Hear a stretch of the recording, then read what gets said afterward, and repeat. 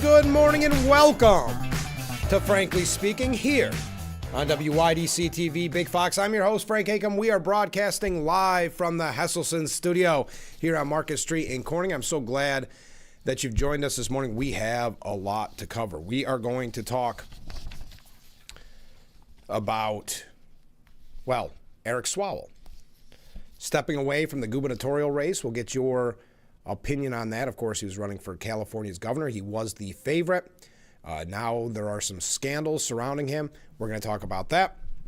We've got Iran updates, a couple things here about Trump in general. First off, this came in after Friday's broadcast. Rick writes in, "Good morning, Frank." Good morning, Rick. Trump says Iran better stop charging tankers tolls to pass through the strait. Hey, Demo Don, they don't listen to you. I thought Dollar Don wanted to work out a deal to share in charging tolls through the strait with Iran. White House staffers are betting on the war. What's next? Melania addresses one and all about not starting rumors about her having a close relationship with Epstein or being involved in anything he did. Uh-oh, what's coming down the road? Hang on. Have a great weekend, Rick. Thank you, Rick.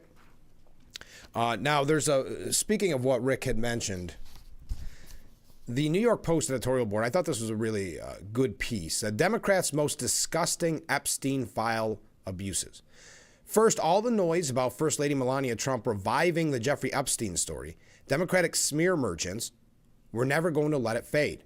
Trump on Thursday forthrightly damned and debunked the endless insinuations regarding her supposed links to the late Jeffrey Epstein, while also perhaps understandably feeding the furor by calling for the victims to be heard. In reality, no one claiming to be an Epstein victim has any trouble finding eager ears in the media or on Capitol Hill. And famous wealthy men whose names appear somewhere in the Epstein files are getting dragged to testify. Commerce Secretary Howard Lutnick is set to appear May 6th before the House Oversight Committee, Microsoft's Bill Gates on June 10th. Despite the fact that zero evidence has ever surfaced of the supposed vast sex trafficking ring. Prominent Democrats like Representative Jamie Raskins and Ro Khanna and eccentric headline-hunting GOP Representative Tom Massey keep claiming the scandal's far bigger than yet known, but never deliver any goods. Epstein was a sleaze and a sex criminal and an influence peddler on a vast scale, hobnobbing with rich and powerful folks from Bill Clinton, Reid Hoffman, and Elon Musk to Gates and Lutnick. His affairs make for a powerful story about money, sex, and accountability. Yet nothing indicates any of these people committed any crimes. So how this merits endless congressional hearings is a mystery, unless the actual purpose of those hearings is to get camera time for Raskins, Massey, et al. And to forward their mudslinging at the Trumps, who provably cut off contacts with Epstein 2 decades ago. One now released FBI document shows Donald Trump congratulating the cops for investigating Epstein and urging them to look at evil Maxwell too. But unscrupulous Democrats, with an assist from Trump-hating Massey, keep painting the Donald as sitting beside Epstein on the throne of this global cabal of pedophile traffickers. And that literally everything Trump has ever done in term 2 is an effort to distract from this completely made-up fact. Representative Ted Lieu routinely promotes crazy claims. He all but accused Trump of rape in a congressional hearing, laundering claims from known liar Dan Faree. Raskins, a repeated Russiagate liar, has conducted an endless media circus over the release of the Epstein files, regularly insisting the real dirt is hidden under redactions, which are legally required to protect Epstein victims, while never actually claiming to have seen evidence of a single crime. Khanna, meanwhile, named 4 men as rich Epstein associates exposed in the files that the Trump Justice Department was protecting. In fact, they were featured in a photo caption amid those thousands upon thousands of documents that had nothing to do with the financier. This is Russiagate 2.0, except it's 1,000 times more far-fetched and deranged. If Democrats like Raskin and Lieu actually believe this stuff, they belong not in Congress but confined to a mental health ward. But they don't believe it, of course. As soon as one of the Democrat colleagues got caught up in the Epstein mess, Raskins pretended it didn't matter. He explained that Stacey Plaskett, now the Virgin Island delegate to the House, was merely taking a phone call from a constituent when she was strategizing with Epstein about how to hurt Trump in 2019. Democrats in Congress know that as long as they pump out slop like this, they will win plaudits from the Trump-hating media, seal-clapping boomers in their own party, and even figures on the podcast right, including low-watt conspiracists like Representative Marjorie Taylor Greene, ex-Representative Marjorie Taylor Greene. As we've noted before, Democrats have no platform beyond opposing Trump. All too many are happy to lie and cheat and slander as long as the main thrust is orange man bad.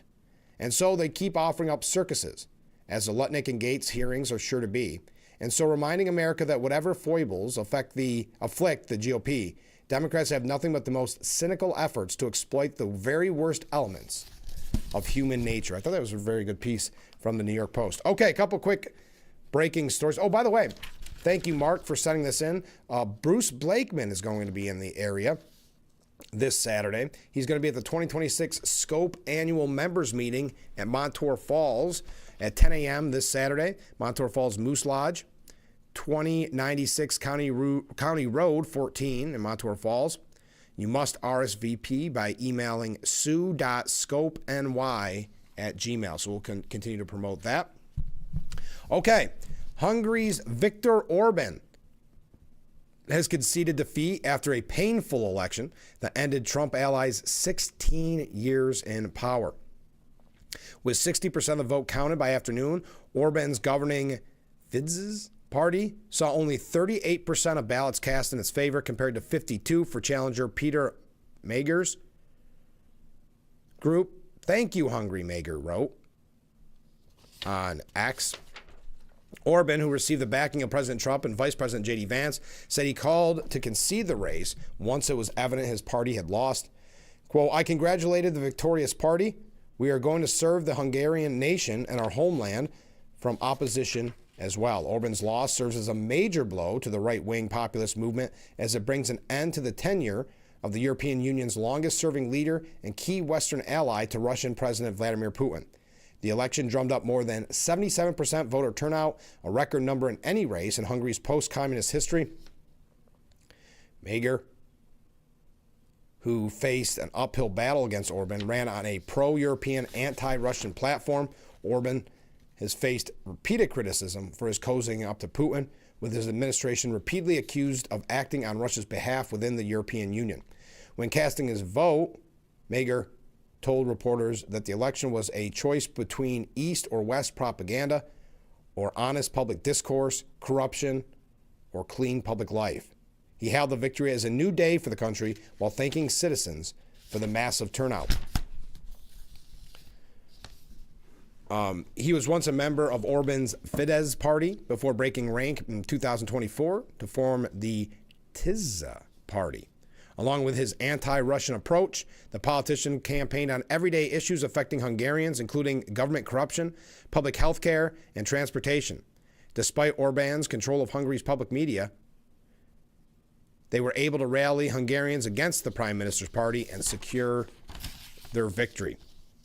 So that is a quick update. Yeah, so yesterday, and I'd love to hear your take on this, not a big fan of Eric Swalwell, but Eric Swalwell has suspended his governor's campaign. And there's a really interesting piece we're going to get to a little bit later on, where the theory is the only reason this is breaking and why we're learning about it now is because the way their primary worked, or their election worked, Swalwell being in the race and other Democrats being in the race could have actually seen a victory for Republicans. We're going to talk about that a little bit later on. But Eric Swalwell has dramatically suspended his campaign for California governor after shocking claims he sexually assaulted multiple women. Now, keep in mind, he was the front runner. He had run, I believe, in the past for president. There was talks of him running for president again.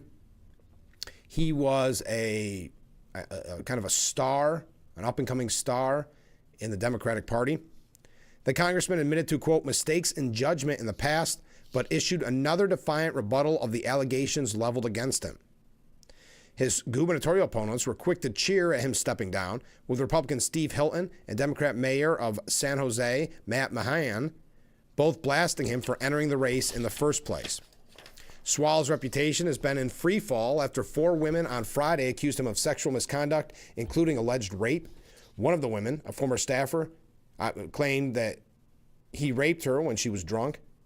and left her bruised and bleeding during an alleged 2024 attack in New York, sparking a probe from the Manhattan DA, Elvin Bragg. Another woman alleged she also, well, we don't have to go through each individual case. So Swalwell said late yesterday, I'm suspending my campaign for governor. To my family, staff, friends, and supporters, I'm deeply sorry for mistakes in judgment I've made in my past. I will fight the serious, false allegations that have been made, but that's my fight, not a campaign's. Democrats and Republicans celebrated the news he was suspending his campaign after many turned their backs on him as soon as the twisted allegations emerged. Republican candidate Hilton told the New York Post, of course Eric Swalwell had to drop out of the California governor race. The question is, why was he ever in it knowing he had all this going on? It just shows you the disgusting arrogance of these career politicians. They have total contempt for the voters, assuming they can do whatever they want and get away with it. Even worse is the sickening hypocrisy of the Democratic elite in California. All those machine politicians and unions that endorsed Swalwell and threw money at him, they knew about his past.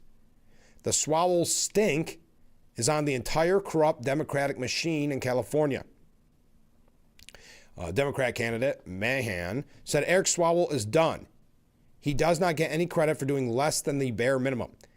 Exiting a race you should have never entered deserves no credit. It is an overdue acknowledgement of what the brave survivors who came forward already made clear. Eric Swalwell represented the worst of politics. Another runner, Katie Porter, reposted a column by a Bay Area newspaper calling for Democrats to back her. It said Democrats can pull victory from the jaws of defeat by coalescing around Porter. Rusty Hicks, chair of the California Democratic Party, issued a statement to the Post saying Swalwell has finally done the right thing by ending his campaign for governor.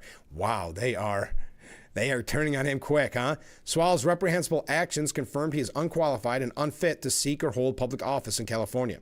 I hope that Swalwell is held accountable for his actions and the courageous victims and survivors who have come forward receive the justice they deserve. Swalwell's name cannot be removed from the June 2nd primary election ballot, so Hicks said he is calling on people to not vote for the congressman because he is unfit for public office and receives as little support as possible at the ballot box. Now, hours before Swalwell pulled his campaign, Gavin Newsom told the Post, as we continue to learn more, these allegations from multiple sources are deeply troubling and must be taken seriously. More legal trouble could also be on the way for Swalwell. It is being reported that on a complaint alleging he hired a Brazilian nanny under the table for a number of years. That complaint was referred to the Department of Homeland Security for an investigation. Even before the accusation, Swalwell has been dogged by a number of issues. He faced questions over his residency in California. Remember, we mentioned that to you on the program probably a month or so ago, where he claimed to rent out of a Livermore home, but the Post went and visited neighbors who said they couldn't identify him. Swalwell also has been scrutinized for reports. He repeatedly pitched his AI startup, FindRaiser, to fellow House Democrats and political operatives through text, emails, and in-person outreach. His finances were under heavy duress, tax records seem to indicate. Swalwell dipped into his retirement saving and postponed his tax payments. He has also constantly used campaign funds to reimburse for childcare, including during his governor's race. The ultimate blow, however, were the sexual allegations. Rumors about them swirled for a week before the Friday reports, when influencers on social media claimed they would be coming up. Even back then, Swalwell projected confidence that those claims were all just a political attack. He said at an April 7th town hall that the rumors were false. There has never been an allegation and there has never been a settlement. Yet his claim that he didn't use any non-disclosure agreement, a reason given for why the victims haven't come forward until now, were contradicted by reports of a staffer who shared they did use such agreements. We're going to talk a little bit more about this when we return. I don't want to spend the whole program on Eric Swalwell, but there's definitely enough here to comment on it for a little while. Then we're going to talk about Iran. A little about Cuba, a little bit here about New York. So stay with us. We're just getting warmed up on this Monday morning edition of Frankly Speaking. We'll be right back.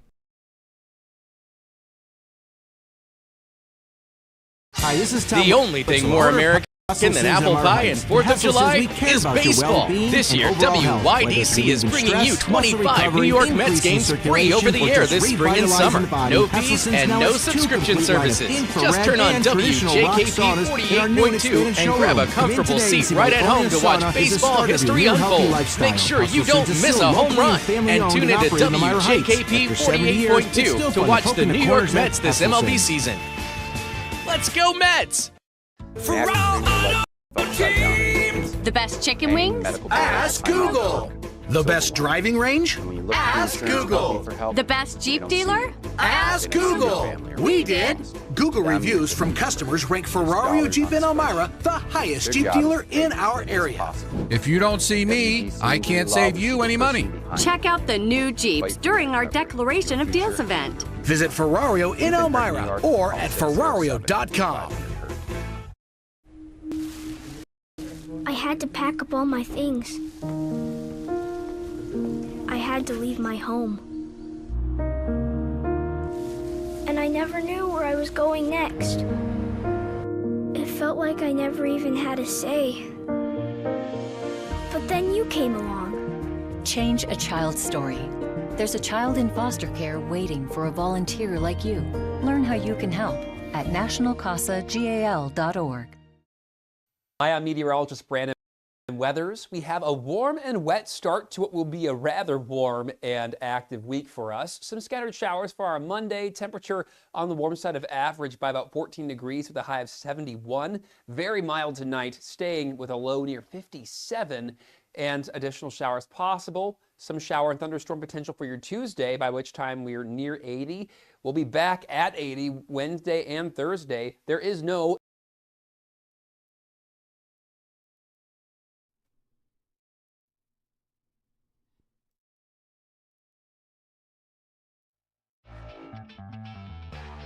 The Frankly Speaking Roof Cam, brought to you by Boss Security in Horseheads. Contact them today for all your business and home security needs. We are back, broadcasting live from the Hesselson studio. Some comments from viewers. Good morning, Frank. Well, good morning, Mark. I think Eric Swalwell got caught with his hands in the cookie jar, and even the Democrats want him out. Yeah, we're going to talk about that in just a moment. Good morning, Frank. Steve here. Hi, Steve. Swalwell sleeping with a Chinese spy doesn't cause any consequences, but him having an allegation of sexual abuse does. You literally can't make any of this stuff up. Our politicians are so corrupt and protected to such an extent, but it looks like just an allegation against him can cause him to remove himself from the gubernatorial election. Well, 55 former staffers have claimed shocking sexual assault allegations against Swalwell are serious and credible. Isn't it interesting how this happens, how this all kind of unfolds? Why, what I'm asking is, I guess, where were the 55 staffers before the news broke? The ex-employees released a stunning joint letter after the claims from 4 women, including a former aide who alleges he raped her. It comes as the House is teed up for a bitter tit-for-tat fight as Republicans push to oust him, and well, that's already happened, and Democrats plot revenge attacks on GOPers with similar shady scandals. Meanwhile, the Department of Homeland Security revealed Sunday it had launched an investigation into claims Swalwell kept his live-in Brazilian nanny in the U.S. illegally. The letter, which was released hours before he pulled his campaign for governor, said, quote, "The allegations reported by the San Francisco Chronicle and CNN are serious, credible, and demand accountability.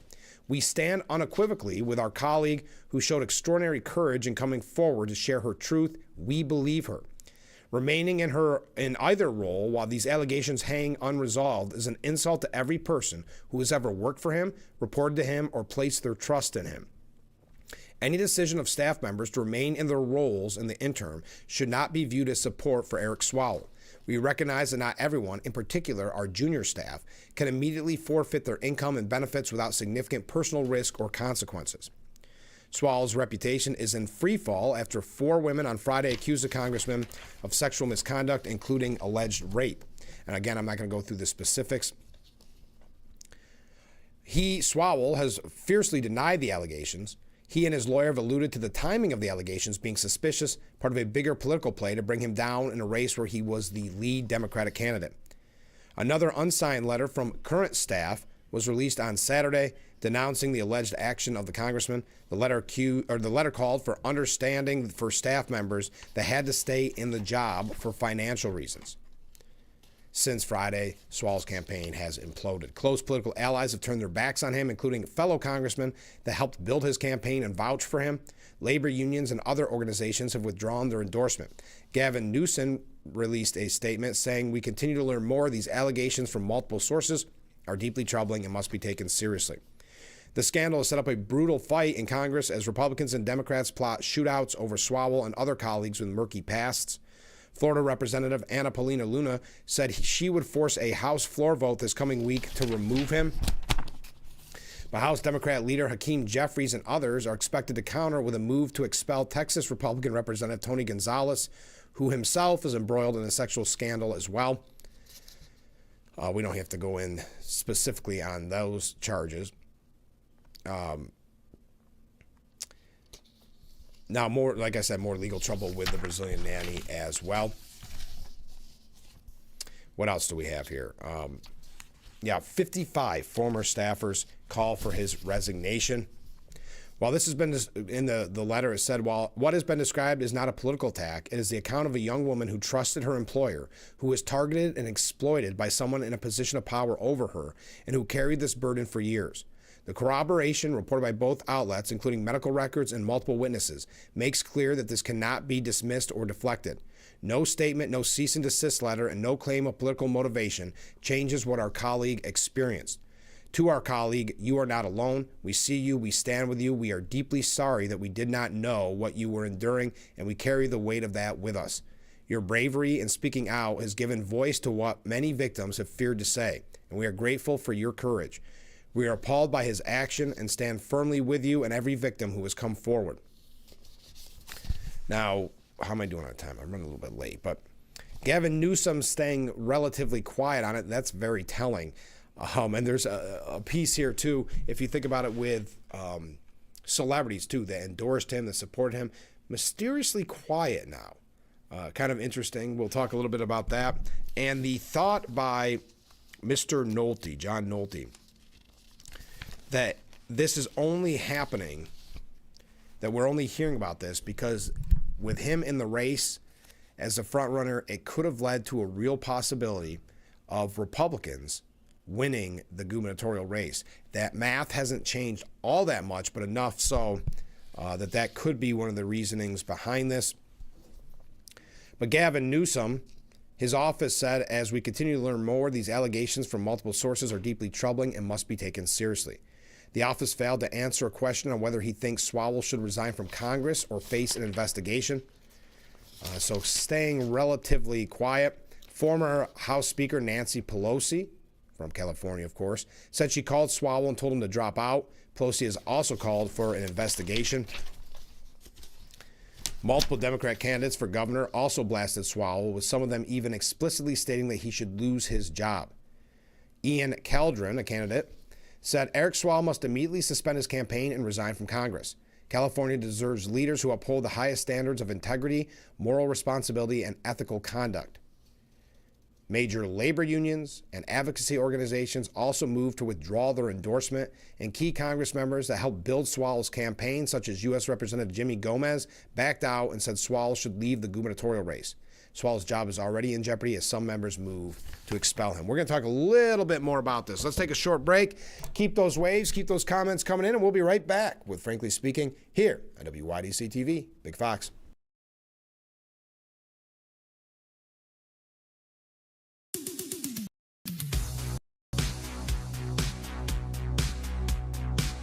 Our residents, this is something they love. They put themselves out there doing the show, walking the runway, walking the risers.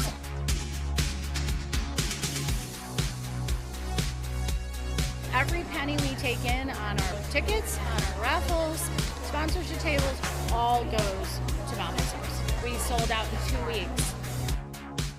It's the home of activity. Release your inner audio engineer. Create with the 3D printer. Make your clothing ideas come together with our sewing machine rentals. Or come to the library event nights to chat with those within your community. All with your library card. Go to your local library today. During the Declaration of Deals sales event, you'll get the deal of a lifetime on all new Ram 1500s. Get up to $4,500 off and 2.9% for 72 months. All new Ram trucks come with a 10-year, 100,000-mile powertrain warranty. In Lewisburg, State College, and Mansfield, we need your trade. So we're offering 20% over KBB good trade value, and we'll buy yours even if you don't buy ours. At all three Blaze, Alexander, Chrysler, Dodge, Jeep, and Ram dealerships, we're taking the deals the other guys won't.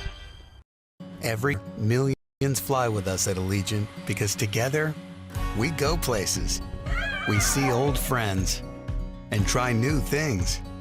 We laugh. We really like to laugh. And reconnect. We remember. And we wander, which leads to wonder. From how we go to where we go to what we do when we get there, we go further together. Hard Rocky Mountaineer, you'll traverse the Canadian Rockies with ease, where world-class service and conversations flow like a mountain river. The Frankly Speaking Roof Cam, brought to you by Boss Security and Horseheads. Contact them today for all your business and home security needs. We are back, broadcasting live from the Hesselson studio. Comment from Jack. Jack says he definitely sees a trend where they use a sexual scandal to manipulate the election here. We might call it the Cuomo effect. Thank you very much. Now, Hollywood celebrities who have been vocal in the Me Too and Time's Up movement have stayed mysteriously quiet in the first days since several women accused Eric Swalwell of unwanted sexual advances and even rape. Top figures in the Me Too movement, Alyssa Milano, Gwyneth Paltrow, America Fiera, Nev Campbell, and Lady Gaga, to name a few, have failed to make any public statement on the Swalwell accusation. Women who were prominently in the Time's Up campaign also have nothing to say. A lone exception to this cone of silence has been actor Ethan Embry, who recently was featured in Scream 7 on the left-wing echo chamber Blue Sky. Embry lamented the fact that Swalwell's alleged misconduct has been an open secret in Washington for a long time. Quote, so when you're one of the 430-plus most powerful people in the country, being a philanderer, heavy drinker with rumored far more serious accusations, that's an acceptable norm to the ruling class. As long as you don't aim for the top 50 seats, they'll support you. The accusations, and now trickles of so many knew this, are just disgusting, Embry said. Explaining the Democrats' apparent cover-up of his scandal cements my belief that there's no separation between the major political parties, thus the United States is ruled by a uniparty. Interesting. Now, according to the New York Post, various A-listers contributed to Swalwell's gubernatorial campaign, including Robert De Niro, Sean Penn, John Hamm, John Cryer, Kathy Griffin, Jane Fonda, and Rob Reiner, of course, before his shocking murder. But rage and relief after he has suspended his governor's race. As I mentioned, the Republican candidate, the leading Republican candidate and former Fox News host Steve Hilton, said it just shows you the disgusting arrogance of these career politicians. They have total contempt for their voters, assuming they can do whatever they want and get away with it. Even worse is the sickening hypocrisy of the Democratic elite in California. Hilton alleged prominent Democrats and labor unions were aware of the situation, claiming endorsements and financial support continued despite what he described as an open secret on Capitol Hill in Sacramento. He specifically criticized Representative Nancy Pelosi, Senator Adam Schiff, teachers' unions, and the SEIU, accusing them of fake outrage and condemnation. California is ruled by a corrupt Democrat cabal, and it is collapsing to chaos, sleaze, and scandal. The Swalwell stink is on the entire Democratic machine in California. Assembly member James Gallagher, a Republican from Yuba City who's running to succeed the late Representative Doug Maloffa in the House, said he was curious what Swalwell intends to do after suspending his campaign. I hope it means he's quitting the campaign, but next he needs to resign from Congress. And if he doesn't resign, I believe he'll be kicked out along with Representative Tom Gonzalez.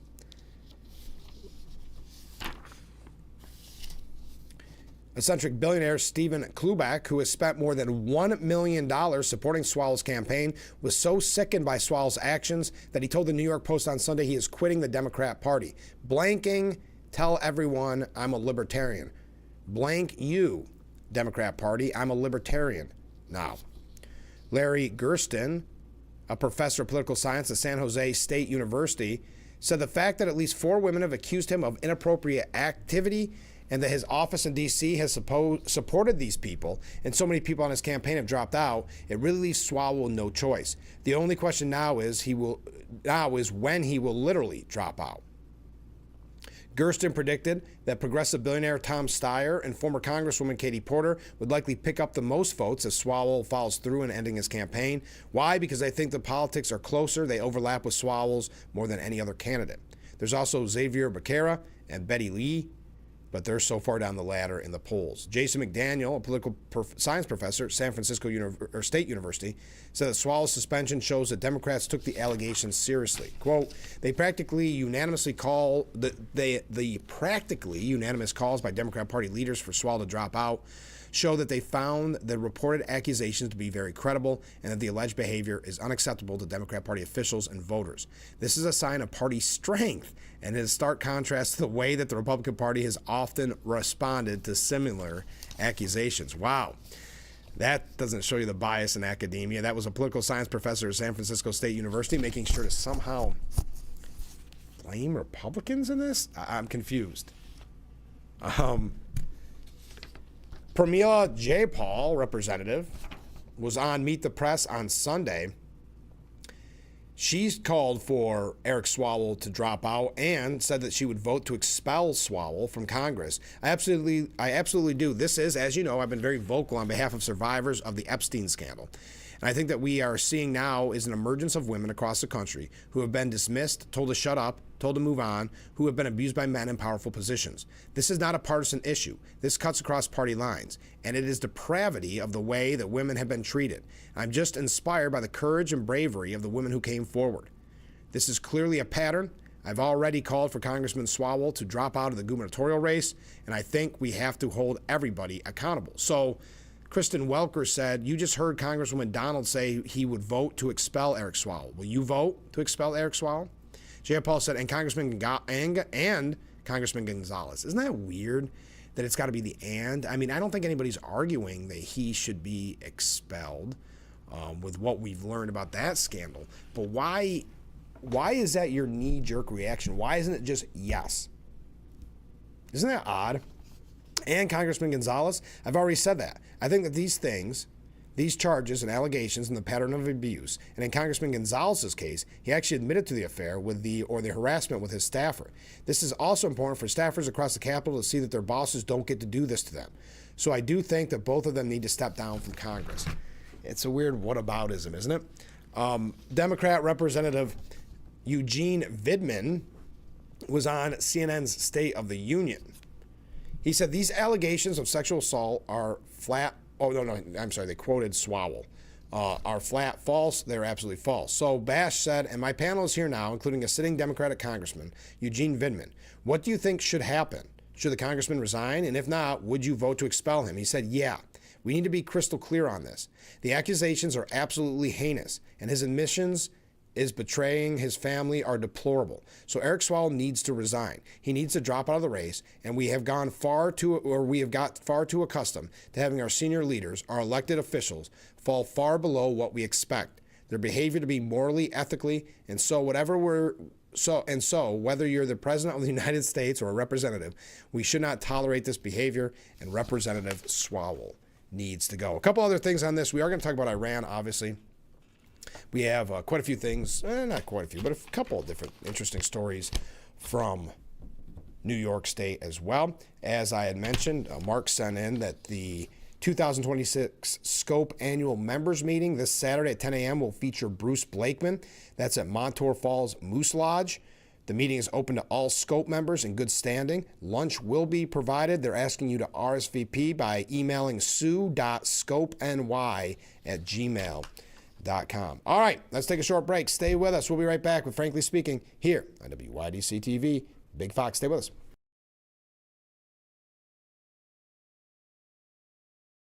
Don't forget to visit our Facebook page at Big Fox News. Watch news from the Twin Tiers and catch local events on Facebook.com/Big Fox News. When it's a home improvement, Horsehead's Do-It Center has you covered. Family owned, locally trusted, and packed with everything you need for any project. From top quality tools to kitchen and bath essentials, we make it easy. Competitive prices, expert advice, friendly service. Visit us at 124 North Main Street or online at doitbest.com/horseheads today.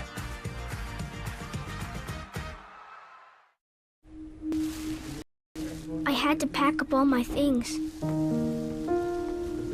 I had to leave my home. And I never knew where I was going next.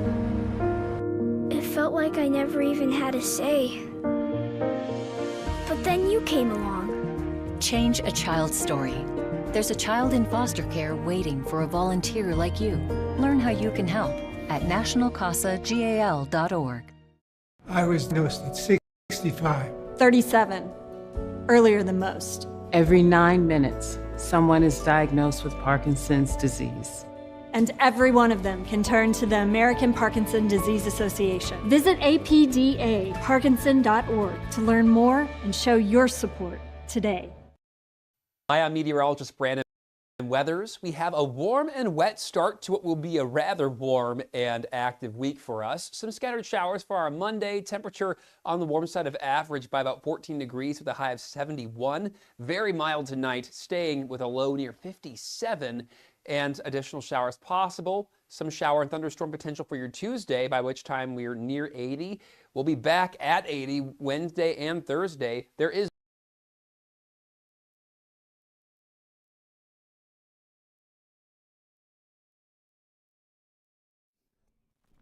The Frankly Speaking Roof Cam, brought to you by Boss Security in Horseheads. Contact them today for all your business and home security needs. We are back, broadcasting live from the Hesselson studio. Continuing with our Eric Swalwell conversation, CNN says Swalwell still faces calls to resign or face expulsion from the U.S. House. A number of Democrats and Republicans in Congress have called for Swalwell's resignation and have said they will force a vote to expel him if he does not resign this week. A vote to expel the congressman will require a 2/3 majority to succeed. Notably, some Democrats who are willing to expel Swalwell say Republicans will have to also support the expulsion of GOP Representative Tony Gonzalez of Texas, who recently admitted to having an affair with a staffer, which runs afoul of U.S. House rules. Gonzalez has ended his re-election bid, but said he would finish his term. That will leave both party leadership in the House with difficult roads to navigate this week as lawmakers return from the Easter and Passover recess. House Minority Leader Hakeem Jeffries, who had urged Swalwell to end his candidacy for governor, declined to say earlier Sunday whether Swalwell should resign from Congress. Jeffries said, "We'll reconvene in Washington early next week, and we'll have more to say." Now, again, it's important to note Swalwell has strongly and repeatedly denied the allegations. He released a video, which was weird. It was like at his benefactors, like somebody had donated a ton of money, that guy who said he's now a libertarian, at his mansion. He did say in the video, "I do not suggest to you in any way that I'm perfect or that I'm a saint. I've certainly made mistakes in judgment in my past, but those mistakes are between me and my wife, and to her I apologize deeply for putting her in this position." As I had mentioned earlier in the broadcast, 50 former Swalwell staffers supported his resignation. Meanwhile, the Manhattan District Attorney's Office said Saturday it is investigating the allegations of sexual assault and encouraged survivors and those with knowledge of allegations to contact its Special Victims Division. Several Democrats who do not hold party leadership positions were unequivocal in demanding Swalwell's resignation. As I mentioned, Eugene Vindman earlier and Pramila Jayapal. Ro Khanna of California did not say whether he would vote to expel Swalwell, but said he should step aside. Republican Representative Byron Donalds of Florida said both Swalwell and Gonzalez need to go home, adding that he would vote yes on measures to expel both lawmakers. These allegations are despicable and they demean the integrity of Congress. These things are just completely unacceptable. As far as I'm concerned, both gentlemen need to go home. Now, and I've been mentioning this all morning, and your thoughts on this. John Nolte said the only reason the corporate media are reporting on a sexual assault allegation against Representative Eric Swalwell is the polling coming out of California's governor's race. That's it. There's no other reason. What we have here is another one of those situations where only after it breaks do we learn that these allegations were an open secret for years. And that's what's so frustrating about this. So many people said that this was well known and yet nothing was done. So where was the media during all those years? Well, when Swalwell was useful to the media, when he verbalized and leaked all the lies about Donald Trump that the media wanted an excuse to report, the allegations against Swalwell were ignored and covered up. They loved him. He was a good face that they could put in front of the camera to badmouth Trump, even though you've heard me say it a million times, I just didn't think he had that ability and that skill anyway. Put these disgusting allegations aside, I didn't think he was as good of a politician as the media and Democrats wanted him to be, but he was essentially the creation of Nancy Pelosi and the Democratic machine. We're going to talk about that as well. Jonathan Turley had a piece before Swalwell dropped out that was spot on, but I'm going to continue with what John Nolte had to say. There's an admission that everyone knew about Swalwell and had known for a long time. And if everyone knew, you can bet the media knew. Here's the media admitting they knew. Moreover, Democrat activist Cheyenne Hunt began this whisper campaign against Swalwell a week or so ago. The story that was motivated her, and you can only come to the conclusion, quote, I was on a launch call for Swalwell's gubernatorial campaign, and very quickly I got messages saying, do not talk to that man. Do not send him your phone number. Do not add him on Snapchat. You just don't want to get involved. And I was like, wow, that's a pretty forceful reaction. That's never happened before. Every week it seems like I'm hearing more and more from people saying, you know, friends of mine who had encounters with him and interns he had slept with, and the stuff that had happened years and years ago, stuff that had happened recently. Every day, more and more women came forward. Every single day, more people said I thought I was the only one. Now let's look at Swalwell's narrow denial, saying a lot has been said about me today through anonymous allegations, and I thought it was important that you see and hear from me directly. These allegations of sexual assault are flat false. They're absolutely false. They did not happen. They have never happened. I will fight them with everything I have. They also come on the eve of an election where I have been the front-runner candidate for governor of California. I do not suggest that in any way that I'm perfect or a saint. I have certainly made mistakes in judgment in my past, but those are between me and my wife, and to her I apologize deeply for putting her in this position. While he is denying the allegations of sexual assault and misconduct, it sounds as if, and this is just John Nolte's opinion, that he's admitting to the claims that he had sexual relationships with staffers. Assuming that's true, we just went through 6 years of Me Too movement, a movement championed by the corporate media, where powerful men were, brought down, banished. But only a naive idiot, says John Nolte, believes the corporate media was not aware of all this and chose to protect Swalwell because, one, he's a Democrat, and two, he is utterly shameless in smearing and lying about Republicans, especially President Trump. But now that the California governor's race is on the line, now that Swalwell's candidacy might result in a Republican win, only now must Swalwell go. This is the corporate media doing what the corporate media always does. If you want to understand how the media operate, whenever you see the media do something, anything, ask yourself one question: How does this benefit Democrats? The upcoming June 2nd California gubernatorial primary is not like other primaries. Instead of one Democrat primary winner and one Republican primary winner facing off in the general election, the top two vote getters advance to the general election, regardless of party. Now go look at the polls. As you see, there's a very real chance two Republicans could win the primary, which would ensure a Republican becomes governor of California. The media and the Democrats cannot allow that possibility. So it's been decided that Swalwell must be sacrificed. His sacrifice will break the three-way tie between three top Democrats, Swalwell, Katie Porter, and Tom Steyer. And once Swalwell's 15% support moves to the other two, one or both is certain to go on to compete in the general election, which practically ensures Democrats hold on to California's governor's seat. You see, if Swalwell were polling at 30% instead of his current 15%, the media cover-up of these allegations would continue because no one would be sweating a Republican sneaking into victory. But he's not polling at 30%. Early voting begins in a few weeks, and the media knew something ruthless had to be done immediately to protect Democrats, so the media chose to stab him in the back. Yeah, there's no small amount of satisfaction in watching this appalling excuse for a human being get his. Trust me, though, this shakedown or takedown of Swalwell has nothing to do with justice, truth, or protecting women. I thought that was an interesting take on that from John Nolte. We're going to tell you a little bit more about this, what Jonathan Turley had to say. Joel Pollack says the Democrats still have a math problem in the governor's race, so we'll talk about that as well. And then we're going to move on to Iran. We got to get on to Iran. We don't need to spend the whole show on Swalwell. Stay with us. We'll be right back with Frankly Speaking here on WYDC TV. Big Fox.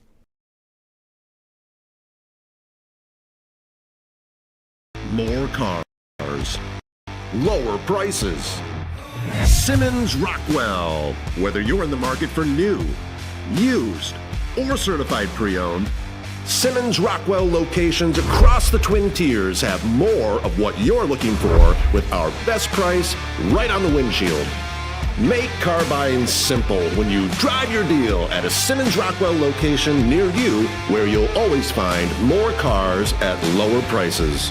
New York State paying nearly $60 million towards improving key roadways across the southern tier. Many older homes are still at risk for exposing residents to high levels of lead. The Nani Hood Parent Resource Center once again brought the community together for its annual Halloween parade. Around the southern tier, Finger Lake stands out for its scenery and wine scene. This year's drive drought brought some positives to the crop. Lee Com Center is looking for fans to show up and show out.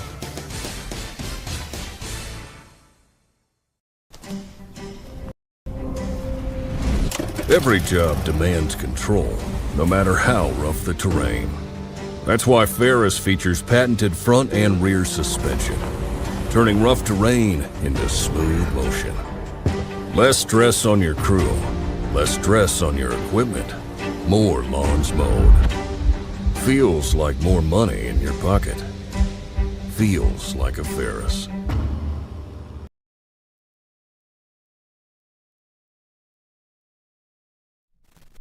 The Frankly Speaking Roof Cam, brought to you by Boss Security and Horseheads. Contact them today for all your business and home security needs. We are back broadcasting live from the Hesselson studio. So Jonathan Turley, we quote him quite frequently on this program. He's a law professor in Georgetown. He said, in Mary Shelley's famous work, Dr. Frankenstein is asked, accursed creator, why did you form a monster so hideous that even you turned from me in disgust? This week, Representative Eric Swalwell, the leading Democrat candidate for California governor, may wish he could ask that of former Speaker Nancy Pelosi. After sexual assault allegations were raised by former staff members, Pelosi, Senator Adam Schiff, and even his close friends and former campaign chair, Senator Ruben Gallego, have withdrawn their endorsement. The fact, however, is that regardless of the merits of these latest accusations, Swalwell was always a notorious figure in Washington who was constructed by Pelosi and others to serve their interests. As Pelosi and his other allies now seek to destroy him, they cannot escape their hand in his creation. We talked about the allegations themselves. The accounts, if true, suggest that Swalwell is not just a sexual harasser, but a sexual predator operating in plain view. One woman, Allie Samarco, alleged that she, like other women, received nude photos of Swalwell, as well as inappropriate social media messages. Swalwell's scandal is about as surprising in Washington as the return of the cicadas. Is that how you say that? Swalwell was infamously accused of having an affair with an alleged Chinese spy named Fang Fang. His patron in Congress, then Speaker Pelosi, immediately moved to protect him, declaring, quote, I don't have any concerns about Mr. Swalwell. Pelosi even blocked efforts to remove him from the House Intelligence Committee, despite obvious concerns that he was susceptible to blackmail over his sexual tryst. She lashed out at those calling for his removal in the interest of national security, declaring, quote, I do think that it is unfortunate that Mr. McCarthy is trying to make an issue of this. When these women are describing as a politician who felt that he had a license to prey on female staffers, I wonder who gave him that impression. For years, the Democratic establishment and the media ignored any rumors surrounding Swalwell because he was their useful monster, someone who was an attack dog, always straining at the leash. Swalwell was also the first to a mob. Indeed, he now hopes that voters will not apply the same standard he applied to figures like Justice Brett Kavanaugh. In his confirmation hearing, Kavanaugh faced an allegation of attempted rape from high school, and Swalwell had little patience for those of us arguing for a modicum of due process.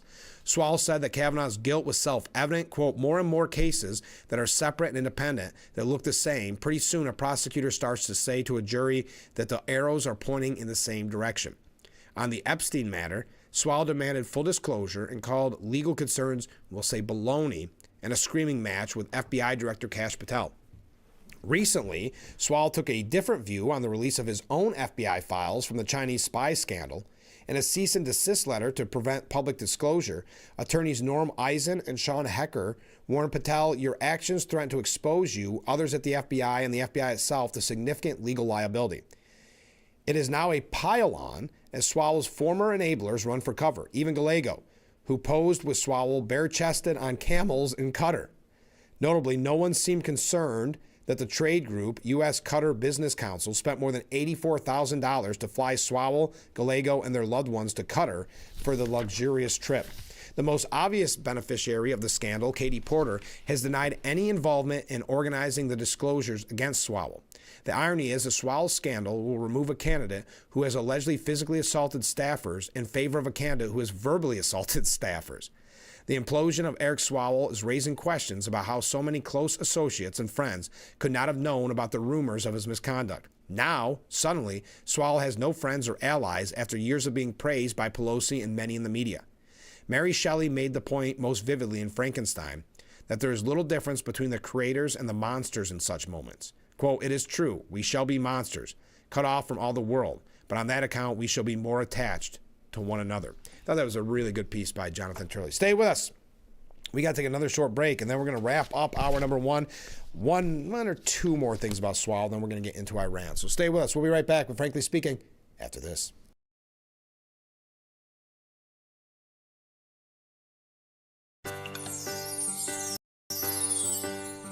I just love coming in after they've been here and seeing everything clean and tidy. It's such a good way to start the week. Sometimes I wonder if they are magic. I feel like it's the details that is everything. The being able to pick up on things that most people don't see or don't even think about. House, business, or anything else, go with Magic Rags. The Enchanted Crew has you covered from ceiling to floor.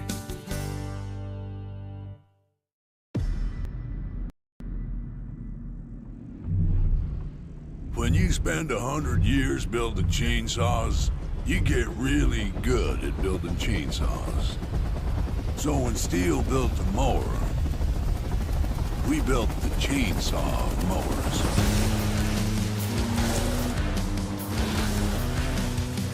New blade, same bloodline. Hi, I'm meteorologist Brandon Weathers. We have a warm and wet start to what will be a rather warm and active week for us. Some scattered showers for our Monday. Temperature on the warm side of average by about 14 degrees with a high of 71. Very mild tonight, staying with a low near 57. And additional showers possible. Some shower and thunderstorm potential for your Tuesday, by which time we're near 80. We'll be back at 80 Wednesday and Thursday. There is no end. The Frankly Speaking Roof Cam, brought to you by Boss Security in Horseheads. Contact them today for all your business and home security needs. We are back, broadcasting live from the Hesselson's studio. Comment from a viewer. I wonder what President Trump will say about Swalwell. I know he's had a lot of fun at that guy's expense. Yeah, same with Gutfeld. I wonder what Gutfeld will say. At the New York Post, they said, what happened to Eric Swalwell, who suspended his campaign, was not a reckoning over gross behavior. It was a Me Too witch hunt organized and motivated by the Democrats' desire not to lose the governor's race to either of the two leading candidates. So this is very similar to what John Nolte was saying. Swalwell was polling third behind Steve Hilton and Chad Bianco of the GOP, yet his campaign and career are effectively over after a series of women came out alleging sexual misconduct. The rumors had apparently been circling for years. And when people asked why the reporter hadn't reported the story out, he explained that he tried repeatedly. I can't force women to speak out, and when they choose not to, I didn't push. I also know that Swalwell was known to threaten litigation. Now Swalwell is facing the criminal investigations. The claims, and we don't have to go through the claims again. This author at the New York Post, Batai Unger Sargon, says, let me be clear that I am no fan of Eric Swalwell. I find his political persona to be gross and divisive. Moreover, he actually raped any of these women or assaulted them. He should be prosecuted to the fullest extent of the law. But it's also undeniable that the allegations described by CNN and other outlets include a lot of what seems like gray area, he writes. Beyond politics, it seems like we have lost the ability to distinguish between immoral behavior and criminal behavior. And that doesn't just hurt men, it hurts women. Because when we obscure the question of consent, we make it impossible by definition for women ever to consent at all. So that is at the New York Post, just giving you some different opinions on all of this. Now, Democrats still have a math problem, according to Joel Pollack. Swalwell's that ends well, or maybe not. They lost a front runner, and they don't have a replacement yet. He quit the race for California governor, but the Democrats still have a math problem. Under the state's peculiar top two primary system, also known as the jungle, all of the candidates compete in a common pool, and the top two finishers advance regardless of party. There are only two well-known Republicans in the race, and there are still half a dozen familiar Democrats, even after Swalwell's indefinite suspension. Worse, the disgraced congressman, who has led the other Democrats in some polls, will still remain on the June 2nd primary ballot. That means he is guaranteed at least a small percentage of the vote. Low information voters will recognize his name without realizing he isn't running anymore. The media consensus is that former Representative Katie Porter will be the chief beneficiary of Swalwell's self-destruction. And some are even questioning if it wasn't her that released this information. But voters don't seem to like her, certainly not after her tantrum at a CBS reporter last year over the simple question of how she intended to appeal to Trump voters, who are nearly 40% of the California electorate. Porter and the rest also have massive egos. Matt Mahan has big donors. Tom Steyer has a big pile of his own cash to burn. Try telling any of them to yield. They each likely believe Swalwell's exit will help them and only them. There's no daylight for Democrats in this jungle. A smart Democrat would pick one Republican, just one, to target for attack or challenge to a debate. That's what Adam Schiff did with Steve Harvey in the 2024 race for Senate. Schiff may have been many things, but he's clever. He knows that by helping just one Republican, he would help himself. But Trump derangement syndrome seems to have clouded Democrats' ability to think strategically. Like Porter, the Democrat candidates seem to treat the other 40% of California as an afterthought. So they will likely continue to focus on attacking Trump, erasing any distinction between them. Their best hope is that one of the Republicans pulls away from the other. But Steve Hilton finished a close second to Chad Bianco at the weekend's California's GOP convention, even after President Trump's endorsement. There's no daylight between them yet. California Democrats have a math problem, and time is running out. Speaking of time running out, our number one is in the books. It's hard to believe. We're going to talk about Iran. We're going to move away. You can continue to weigh in on Eric Swalwell's dropping out of the gubernatorial race and calls for him to resign from Congress. We can continue to talk about that. If you're interested, I don't have a lot more on this. But we're going to switch gears and go to Iran. We're going to talk about the Pope. The Pope says he's not afraid of the president. We'll talk about that. We do have a couple of quick New York State updates, nothing too crazy, and a couple of other just kind of generic news stories that we need to bring up. But it is going to be a busy week. We know that. So stay tuned. Keep those comments. Keep those waves coming in. How are we doing on time? I got just a second here. We are going to have a busy week ahead of us. I'll tell you about guests later on. We're going to have a guest on Wednesday, Thursday, and Friday, I believe, as it's scheduled right now. And I'll tell you all about those on tomorrow's program when they're all set in stone. And we'll work on a few others as well. All right. Stay with us. We'll read your comments when we return. This is, Frankly Speaking, here on WYDC TV Big Fox, hour number 2, moments away.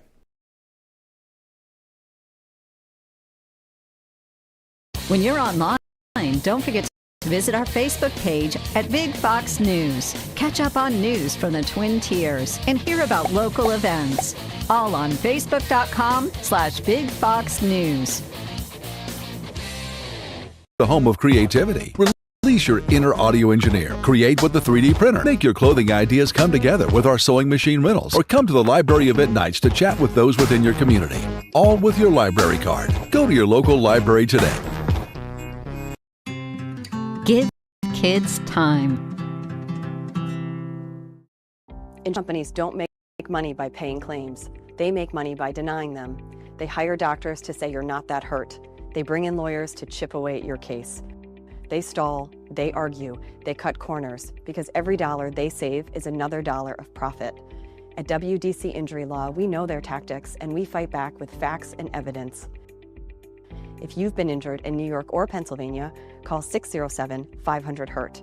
Don't let the insurance companies control your story. Performance. Precision. Control. Trust. Young's Tires is where performance meets the road. Michelin high-performance tires are built for exacting standards. That's why installation has to be right.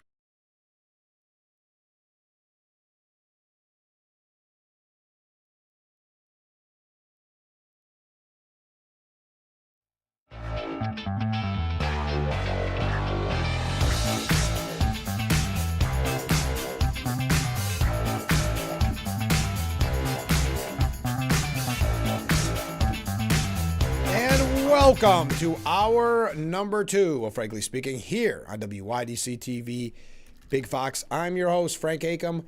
We are broadcasting live from the Hesselson studio. Got so many comments coming in. All right. Morning, Frank. No matter how you cut it. By the way, good morning. Schwabel is a traitor and gave all of our secrets to Fang Fang, the communist Chinese spy he harbored. It's treason. Thank you very much. Good morning, Frank. Good morning. Looks like the story about the guy with a machete that attacked 3 people by Grand Central Station in New York on Saturday has basically been buried. Do you happen to know any more information about it? I don't. I saw the piece at the New York Post on Saturday, but I'm with you. I have not heard much more about it. And I don't see anything here. It does seem to have been buried. But if I hear anything, I will let you know. Trump is being reported early this morning. Trump is mulling fresh strikes on Iran after the peace talks collapse. An all-out bombing campaign on Iran's infrastructure is also on the table after negotiations with the Islamic Republic fell through in Pakistan on Sunday. But it is unlikely. Trump, meanwhile, threatened again to target Iran's infrastructure, saying, excuse me, I would hate to do it, but it's their water, their desanitation plants, their electric generating plants, which are very easy to hit. A White House spokeswoman declined to discuss Trump's specific plans as the blockade is set to begin effective at 10 a.m. this morning. The president has already ordered a naval blockade on the Strait of Hormuz, ending the Iranian extortion, and wisely keeps all additional options on the table. Anyone who is telling the Wall Street Journal that they know what President Trump will do next, excuse me, is purely speculating. Now, yesterday, President Trump slammed Pope Leo for being weak on crime and terrible for foreign policy in a lengthy Truth Social post. Pope Leo is weak on crime and terrible for foreign policy. I don't want a pope who thinks it's okay for Iran to have a nuclear weapon.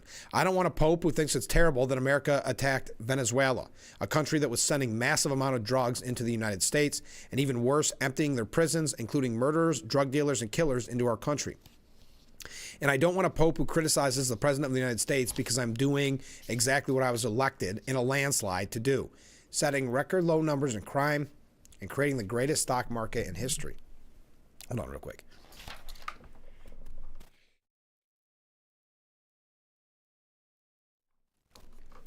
Sorry about that. I had a little frog in my throat. All right. Trump's rambling post comes just one day after Pope Leo condemned the idolatry of self and delusion of omnipotence at play in the U.S.-Israel war in Iran during a prayer service in Rome. While Leo hasn't called out Trump by name, he has consistently condemned the war in Iran and urged government officials on all sides to lay down their weapons. During his historic Palm Sunday address, the pontiff plainly preached that God does not hear the prayers of disdainful world leaders with hands full of blood and who wage war. He also implored the public not to use God's name in vain, particularly in the context of war. Many members of Trump's cabinet have sought to infuse Christianity into the respective department messaging. Excuse me. Trump continued, I like his brother Louis much better than I like him because Louis is all MAGA. He gets it and Leo doesn't. Leo should get his act together as Pope, use common sense, stop catering to the radical left, and focus on being a great Pope, not a politician. It's hurting him very badly, and more importantly, it's hurting the Catholic Church. Trump then shared an AI-generated image of himself as a Jesus-like figure on his social media platform. Now, Pope Leo, according to the New York Times, says he has no fear of the Trump administration after Trump assailed him in that post. Now, continuing with Iran, Iran is in crisis, according to Emma Bussi. A prolonged delay in the burial of Iran's supreme leader, Ayatollah al-Khamenei, signals a deepening crisis inside the Islamic Republic, according to a prominent Iranian strategist. Dr. Ramesh Shepard's remarks came as peace talks between the U.S. and Iran stalled over the weekend. 40th day mourning ceremonies for Khamenei began in Iran on April 9th, with authorities withholding information about his burial, more than 40 days after his killing. A 3-day state funeral scheduled for early March has already been postponed. Quote, 40 44 days have passed, and the regime does not have the confidence to publicly bury Mojabi's dead father. This is an indicator of the fear within the regime from top to bottom. Before describing how usually a religious regime believes that their dead must be buried in 24 hours. Khamenei was killed February 28th, as we know. Mojabi is said to be recovering from severe facial and leg injuries, 3 people close to his inner circle told Reuters in April. Khamenei's face was disfigured in the attack on the Supreme Leader's compound in central Tehran, and he suffered a significant injury to one or both legs, 3 sources told the outlet. The 56-year-old is nonetheless recovering from his wounds and remains mentally sharp, according to the people who requested anonymity to discuss sensitive matters. He is taking part in meetings with senior officials via audio conferencing and is engaged in decision-making on major issues, including the war and negotiations with Washington, 2 sources said. The report came as Iran navigated diplomatic efforts with the U.S. in Islamabad. Mojabi's input in the broad red lines of negotiation, even if he's not the public face. At the end of the day, for more than 10 years, he served as his father's right-hand man and as a conduit to the IRGC. Mojabi may be less rhetorical, less publicly ideological, and more operational because his primary focus is survival of the regime. No plan has yet been announced for the time, place, or next round of negotiations, it is being reported. This regime does not communicate with one unified voice. It communicates by function. One channel negotiates, another threatens, another punishes, and another tries to maintain ideological continuity. It is now a mafia. The key point is not harmony, but division of labor. What holds them together is regime survival, not trust. What we are seeing now is a leader who lacks organic authority and therefore governs through the institution that controls force. On the Iranian side, negotiations, the analysis said, also did involve diplomats, but a wider circle of security-linked figures shaping Tehran's posture reflects the increasing dominance of hardline institutions. This was a brittle coalition of security men. Before describing how Mojabi is at the top but is heavily reliant on the guards, Parliamentary Speaker Mohammed Badger Ghalib, and others. Several of the most important surviving figures are now primary diplomats, and that change how we should read everything coming out of Tehran. That is a different system than one many Westerner analysts still think they are dealing with. Dual track, tactical flexibility in talks and a harsher repression at home. While the regime negotiates to buy time, reduce pressure on its forces, and prevent broader external escalation, internally it is likely to intensify arrests, executions, intimidation, and internal controls now. The regime fears internal unrest more than diplomacy. Now, Iran's president signaled an openness to the U.S. deal if Washington shifts their approach. Iran's president, Mohammad Pezeshkian, said Sunday that an agreement with the U.S. is still a possibility. Quote, if the American government abandons its totalitarianism and respects the rights of the Iranian nation, ways to reach an agreement will certainly be found. I commend the members of the negotiating team, especially my dear brother, Dr. Mohammed Badger Ghalib, and say, God gives you strength. Now, Trump announced yesterday the blockade of the Strait of Hormuz as the president blasts Iran for world extortion. CENTCOM forces will not impede freedom of navigation for vessels transiting the Strait of Hormuz to and from non-Iranian ports, the Combat Command said in a statement. Trump said that the negotiations with Iran that concluded Saturday without a deal went well, but faulted the Islamic Republic for refusing to budge on its nuclear program, which he described as the only point that really mattered. Quote, effective immediately, the United States Navy, the finest in the world, will begin the process of blockading any and all ships trying to enter or leave the Strait of Hormuz.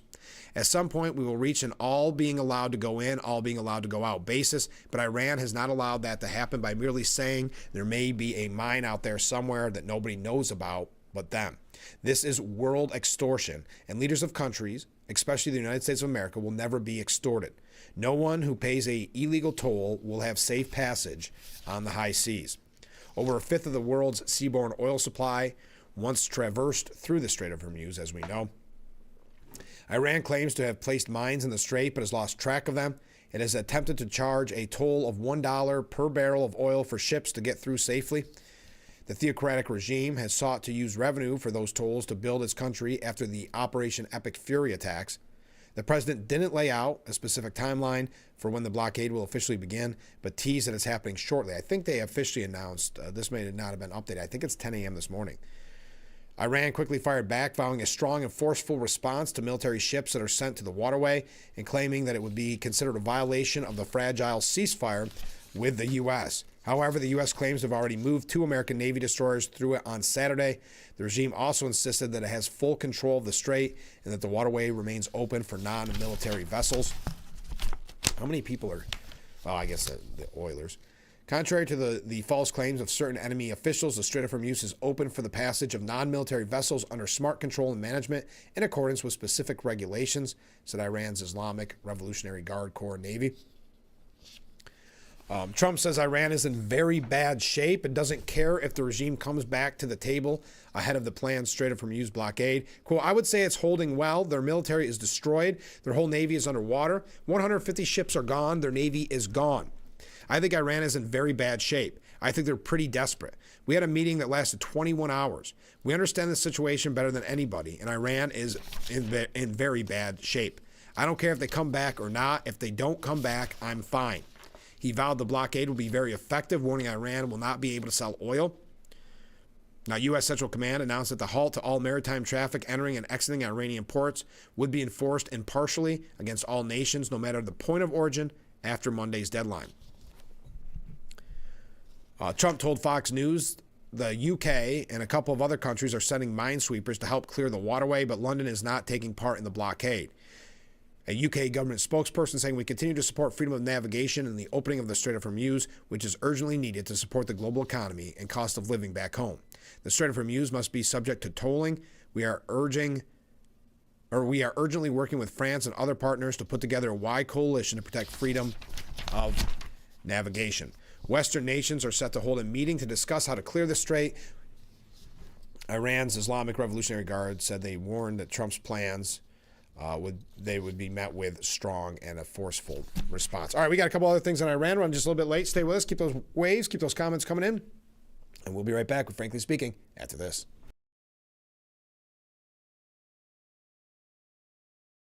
Some people who need Social Security disability benefits go to their hearing alone and get turned down. Not every lawyer will appeal a denial after your hearing. I will. I'm Peter Gorton of Lockman & Gorton. I help people win benefits by appealing their denials, including in federal court. But your time to appeal is limited, so call my office now. Lockman & Gordon, 1-800-698-0567. Time to go to the gym? The health club is not an option? Come to Hesselson today and see why swim spas and fitness systems can fit into anyone's yard and budget. 12-foot, 14-foot, 15-foot, 18-foot dual temperature hot tub and swim spas are all on display in Hesselson's indoor and outdoor showroom. Try before you buy. 0% interest-free financing options are available on every Hesselson swim spa. Swim and exercise year-round and start making every day better. After 70 years, it's still fun to poke in the corners at Hesselson's. Do you want an experience that wakes you up? A place where you can scream to your heart's delight? Go ahead. No one will hear you anyway. Here, you don't just watch. You feel. Come as you are and have a damn good time. That rumble you hear, that growl you feel, that's us.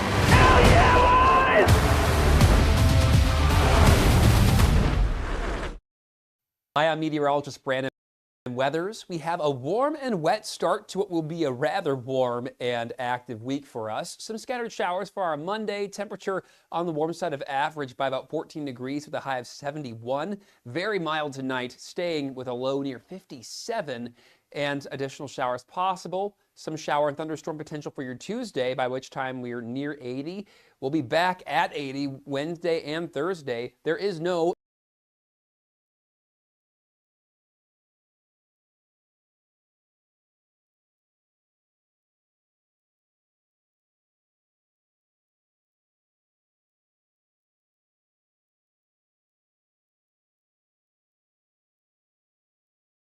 The Frankly Speaking Roof Cam, brought to you by Boss Security and Horseheads. Contact them today for all your business and home security needs. We are back, broadcasting live from the Hesselson studio. Some comments from viewers.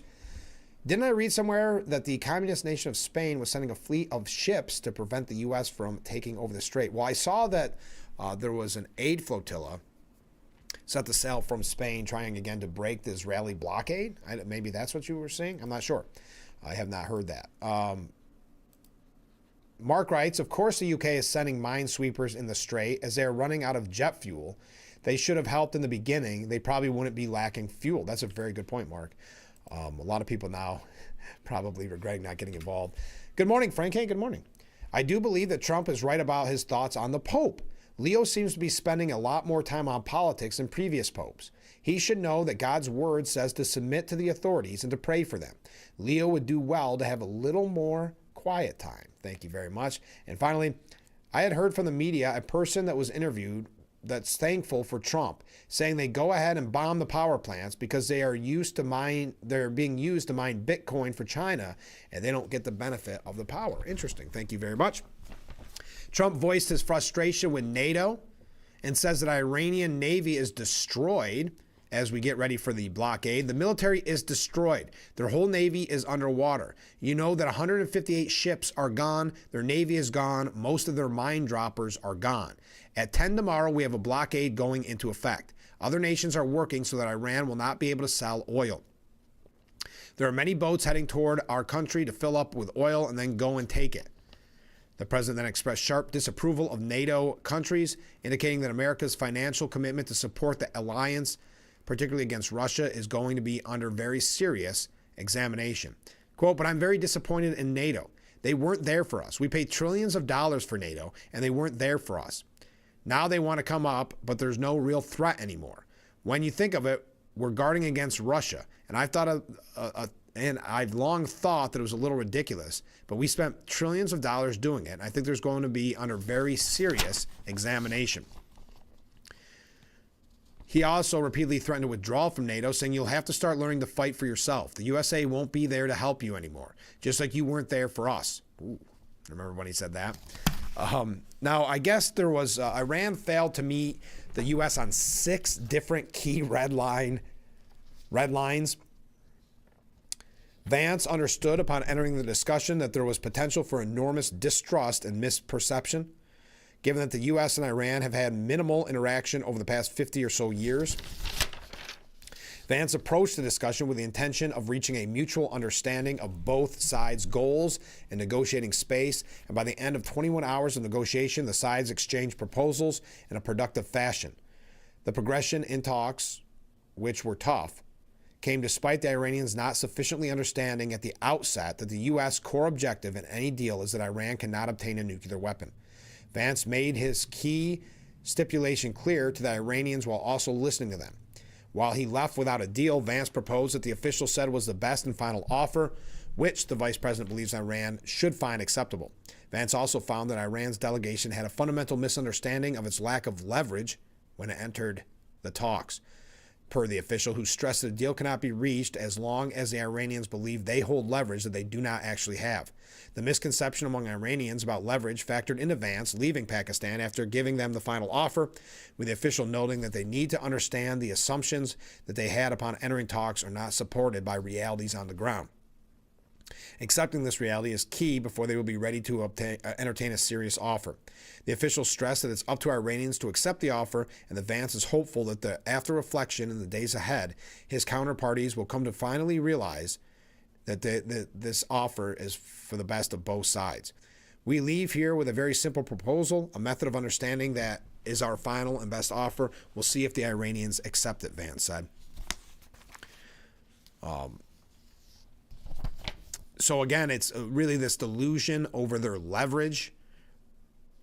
The U.S. official described the talks as starting out tough, though developing into a more friendly and productive dialogue over the duration of the 21 hours. The high-stakes talks between the U.S. and Iran ended without a deal, as you know. Vance saying, so we go back to the United States having not come to an agreement. We've made very clear that our red lines, what they are, what things we're willing to accommodate. them on and the things that we're not willing to accommodate them on. And we've made that as clear as we possibly could, and they have chosen not to accept our terms. The U.S. said that over the course of discussions, the Washington delegation determined it was clear that the Iranians did not comprehend that the core of any peace deal hinges on Iran and never being able to obtain a nuclear weapon.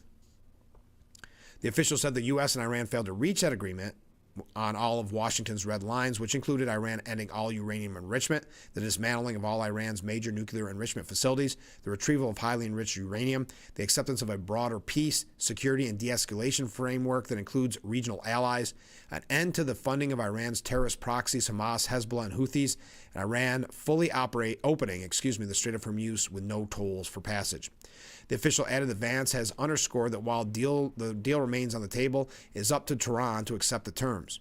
And we leave here with a very simple proposal, a method of understanding that is our final and best offer.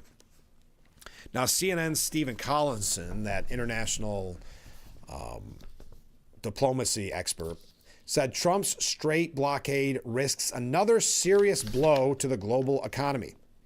He's doubling down with a plan to impose a blockade on the Strait of Hormuz that comes with its own risk of serious and unforeseen consequences. The administration's depiction of weekend talks suggests it was hoping to win capitulation from Iran on demands, including a promise not to seek nuclear weapons and then reopening the strait. But Iran is refusing to cede this critical leverage and doesn't accept the U.S. claim that it's already lost the war. The result is a deadlock that challenges one of Trump's core beliefs, that U.S. military might will bend all adversaries to its will. You can read in these pieces by the mainstream media, they want a defeat in Iran, don't they? You can almost see they try to almost celebrate when they deem something bad happening because of their hatred of Trump. Trump's plan could certainly be disastrous for Iran's economy, already devastated by years of sanctions and the new war, but it also threatens to worsen the war's economic impact on the U.S. and global economies. Oil prices immediately spiked again on news of the blockade, with the price of a barrel of Brent crude rising 8% to $104. Their reaction will test Trump's resolve, since Americans are already frustrated by high prices for food and housing and are now paying more than $4 a gallon on average for gasoline. Rising oil prices helped spike the inflation rate up to 3.3% in March from 2.4% in February and are having a negative impact throughout the economy. The president explained the blockade on Sunday to Fox, but he did little to clarify how it would work. It's called all in, all out. Yes, it's called all in and all out. There will be a time when we have them all come in and all come out. But it won't be a percentage. It won't be a friend of yours, like a country that's your ally or a country that's your friend. It's all or nothing. And that won't be in too long of a distance. So they say, Stephen Collinson of CNN said the United States and Iran each left their marathon talks, accusing the other of inflexibility. The impasse immediately raised doubts about the durability of a 2-week ceasefire that began last week. The plan to blockade the strait will bring its own risks, but Trump's other options are bad. The president could recommit to the relentless U.S. and Israeli bombing campaign, but it's unclear whether redoubling an onslaught that has already devastated Iran's military and industrial complex will make its leaders more likely to cave. Should Trump follow through on a chilling threat to take out power plants and bridges, he could hurt the civilians he once vowed to help and risk Iranian reprisal against U.S. allies, raising the war's already steep cost.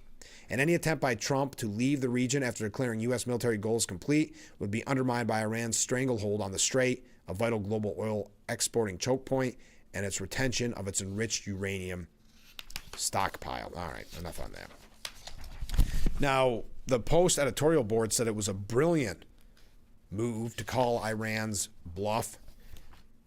We're going to tell you when we come back. I didn't realize we were running so late. Stay with us. We'll be right back with Frankly Speaking here on WYDC TV. Big Fox, stay with us.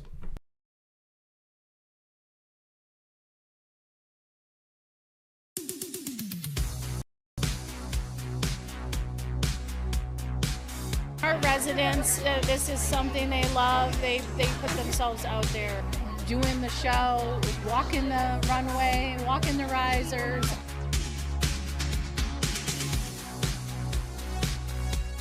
Every penny we take in on our tickets, on our raffles, sponsorship tables, all goes to Mount House. We sold out in 2 weeks.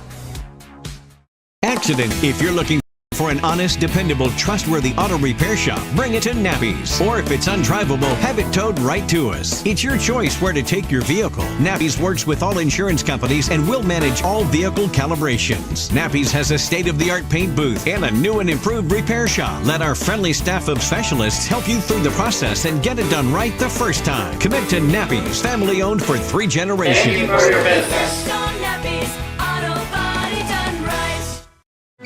Kids time. Ask them how they're feeling. And listen. Give kids time. Just 5 minutes a day. Ask them how they're feeling. And listen.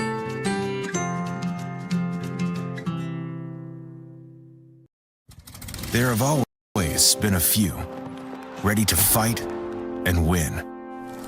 Since 1775, these few have been Marines, and they come from across this land to defend the future of our nation. This year, our Corps celebrates 250 years, and Marines are proud to serve this country, each other, and all that is still to come for America. The Frankly Speaking Roof Cam, brought to you by Boss Security in Horseheads. Contact them today for all your business and home security needs. We are back broadcasting live from the Hesselson's studio. Oh, yes. Okay, I guess the House has launched the probe. The DHS, has launched a probe into Eric Swalwell over allegations he illegally hired a Brazilian nanny. So that is beginning now. The Department of Homeland Security's investigating the allegations. Swalwell allegedly hired the nanny for his children, and she continued to work for the family after her work authorization permit expired in 2022. DHS is now investigating after the United States Citizenship and Immigration Services referred the case to the department. All right, so there you are. Trump, and this is what I mentioned before the break, whoever's caught, did you happen to see Trump at those fights over the weekend, by the way? Him and Marco Rubio at the UFC fights. Whoever's calling the shots in Iran wasted yet another chance for peace over the weekend, and now President Trump will again call Tehran's bluff.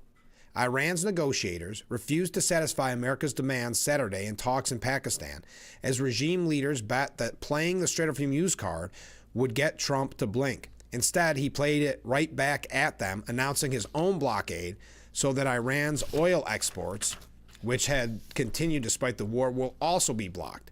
The president is thinking outside the box with this blockade, and his plans to escort ships through the strait if necessary. He can later order U.S. forces to take Karg Island and eviscerate the regime's power base. This also guarantees that Tehran's efforts to charge a toll on all tankers crossing the strait will fail, honoring an American commitment to freedom of the seas that goes back to President Thomas Jefferson. Of course, Iran's rulers, whoever they are at this point, responded with fresh bluster, vowing a strong and forceful response to Trump's move and huffing that it would end the ceasefire. Baloney. Tehran has almost no offensive capabilities left except those that threaten straight shipping. And those assets can now be eliminated as completely and readily as the rest of its Navy. Missile launchers and drone capabilities already were. It can't seriously mine the strait without choking off its own exports, nor can the blockade last once America and its allies' minesweepers, backed by the U.S. Navy, get down to work. Trump's blockade won't much impact Europe or the Americans, while our Middle Eastern allies are switching to export routes that don't rely on the strait. It's Iran and its allies, mainly China, that will now suffer the most. Beijing and its dependents in Moscow will soon regret vetoing the UN Security Council measure to reopen the strait. Meanwhile, the Iranian hardliners behind this lunacy will face more internal pressure from other regime factions. Everything they've tried to do has blown up in their face, literally. They assumed America would help captivate by conventional... Yeah, what? That's a weird way of putting it. They assumed America would be help captivate by conventional wisdom. Our president proved them wrong. Trump once again tried to reach a peaceful settlement. The Iranians again refused. Now they'll pay yet a higher price for thinking they could get him to chicken out. Steve Forbes, and we mentioned a piece by him on Friday, but he said, no more delusions. America has to finish the job in Iran. Given the magnitude of the stakes involved, the future course is clear for the U.S. Give up the fantasy that Iran is ready to surrender on the essentials. We must gird ourselves to resume hostilities. Let the Pentagon and Israel complete hitting intended targets, which may take several more weeks, cut off Iran's oil shipments to the rest of the world, which primarily means China, and build those pipelines. Looming defeat can only be turned into a resounding victory for the free world. Now, Michael Goodman had a really interesting piece in this, and he said it's not as if the ranks of anti-Semitism were thinning and reinforcements are needed. Nevertheless, haters of Israel and President Trump in the media and elsewhere have a new rationale for the condemnation of America's involvement in the Iran war. According to the latest Blame the Jews bile, Trump was persuaded to attack the Islamist regime only by a deceptive hard sell from Prime Minister Benjamin Netanyahu. Otherwise, we are supposed to believe that peace would be breaking out in the Middle East instead of yet another war. A chief peddler of this fable is predictably the New York Times, a font of misinformation and biased reporting about everything Trump, starting with the Russia hoax in the first term. The paper was also a leading proponent of the false claim that Israel committed genocide in Gaza and was intentionally starving children. It saw no evil either in Hamas or a murderous Ayatollah seeking nuclear weapons, and is now combining its obsession to push distorted allegations against Trump and Israel over Iran. The, quote, evidence comes from two Times reporters who claim they got an exclusive view of a crucial February meeting of American and Israeli leaders in the top-secret White House Situation Room. Because the room is supposedly secure, anyone who gave the paper details and even direct quotation, assuming they are accurate, had to have been there and likely committed a federal crime. The story includes descriptions of who sat where and who said what, including the reaction of Trump and members of the National Security Team to a presentation by Netanyahu. The story also revealed details of a supposed second meeting held the following day that involved only Americans. They were identified as the President, J.D. Vance, Marco Rubio, John Ratcliffe, Pete Hegseth, and Susie Wiles. It contained what were supposedly direct quotations from nearly everyone in the room. The most pointed ones were from Ratcliffe, Rubio, and General Dan Kane. The article said CIA head Ratcliffe described Netanyahu's claim in the first meeting that an attack would lead to a quick regime change in Tehran as farcical. Then, according to the Times, Rubio added, in other words, it's, and we'll say, baloney. The paper cited a long quote attributed to General Kane while he was speaking to the commander-in-chief. Sir, this is my experience, standard operating procedure for the Israelis. They oversell, and their plans are not always well developed. They know they need us, and that's why they're hard selling. Trump was quoted as responding that regime change would be their problem, but it was unclear whether he was referring to the Israelis or the Iranian people. Then came the conclusion that Trump was very interested in accomplishing two parts of Netanyahu's presentation, describing as killing the Ayatollah and Iran's top leader and dismantling the Iranian military. But the real problem with the story isn't what it says, it's also what it doesn't say that distorts the truth. Absent is the fact that Trump has waged a decade-long campaign to defang Iran and make sure it never acquires nuclear weapons. His decision to eliminate the mullah's terror mastermind in his first term was a radical break from the appeasement policies of Barack Obama. Trump fully repudiated his predecessor by withdrawing from the weak T nuclear agreement with Iran that Obama crafted. It involved a lifting of American sanctions and a shipment of pallets of cash to the mullahs, much of which was used to fund Hamas, Hezbollah, and other terror proxies. Of course, the Times loved Obama's deal and denounced Trump for withdrawing from it. So its coverage of Trump's policies now must be seen through that lens. Similarly, its hatred of Netanyahu goes back years, and the paper supported the unsuccessful meddling by Obama and Joe Biden in Israeli elections that aimed to defeat Netanyahu. Its Iran's coverage also conveniently overlooks how Trump's 2024 opponent, then Vice President Kamala Harris, whom the Gray Lady supported, even described herself as a hawk on Iran. I don't want to go through much more of this. A transcript shows, well, anyway, we'll skip ahead on that. Trump, to his credit, denounced Kellyanne Carlson, as well as Candace Owens and Alex Jones, saying on Truth Social that I know they think it's wonderful for Iran, the number one state sponsor of terror, to have a nuclear weapon because they have one thing in common: low IQs. Intelligence scores aside, Trump is right that the defectors don't grasp the stakes of the Iranian regime's bid to get and promise to use nukes against Israel and the U.S. He might have added that their views make his former supporters a perfect fit for jobs at the Times and CNN or even Al Jazeera. Miranda Devine says that Trump playing the Trump card versus Iran, a little bit of a pun there, play on words, saying he is quite happy to play a character and be thought badly of as long as the U.S. comes out on top in the end. And he has some wickedly smart advisors sitting around the cabinet table to help him. This next stage of forcing Iran's new leaders to see sense in their own self-interest will apply maximum pressure in every dimension to solve a problem that has bedeviled 7 presidents. Godspeed. All right, we got a couple other things. Wow, it's already 7:30. Stay with us. We'll be right back with Frankly Speaking here on WYDC TV. Big Fox, stay with us.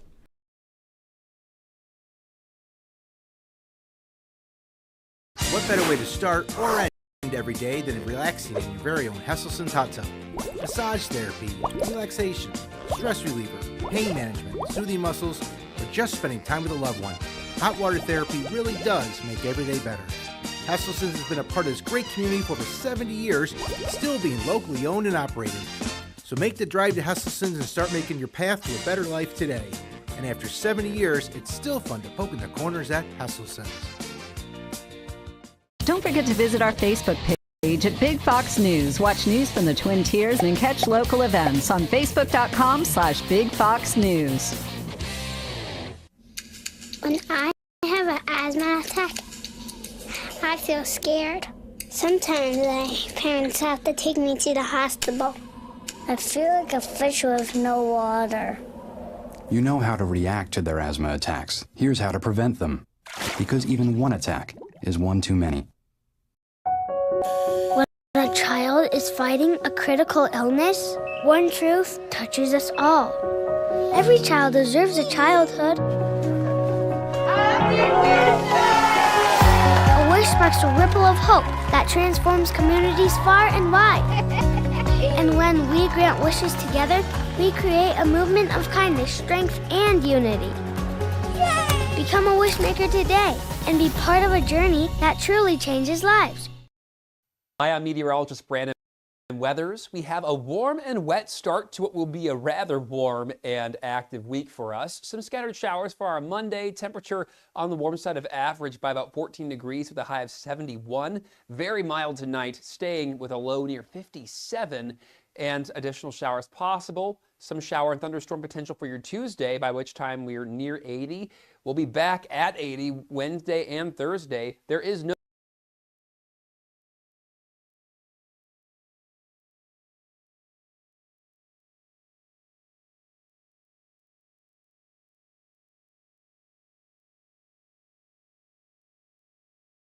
The Frankly Speaking Roof Cam, brought to you by Boss Security and Horseheads. Contact them today for all your business and home security needs.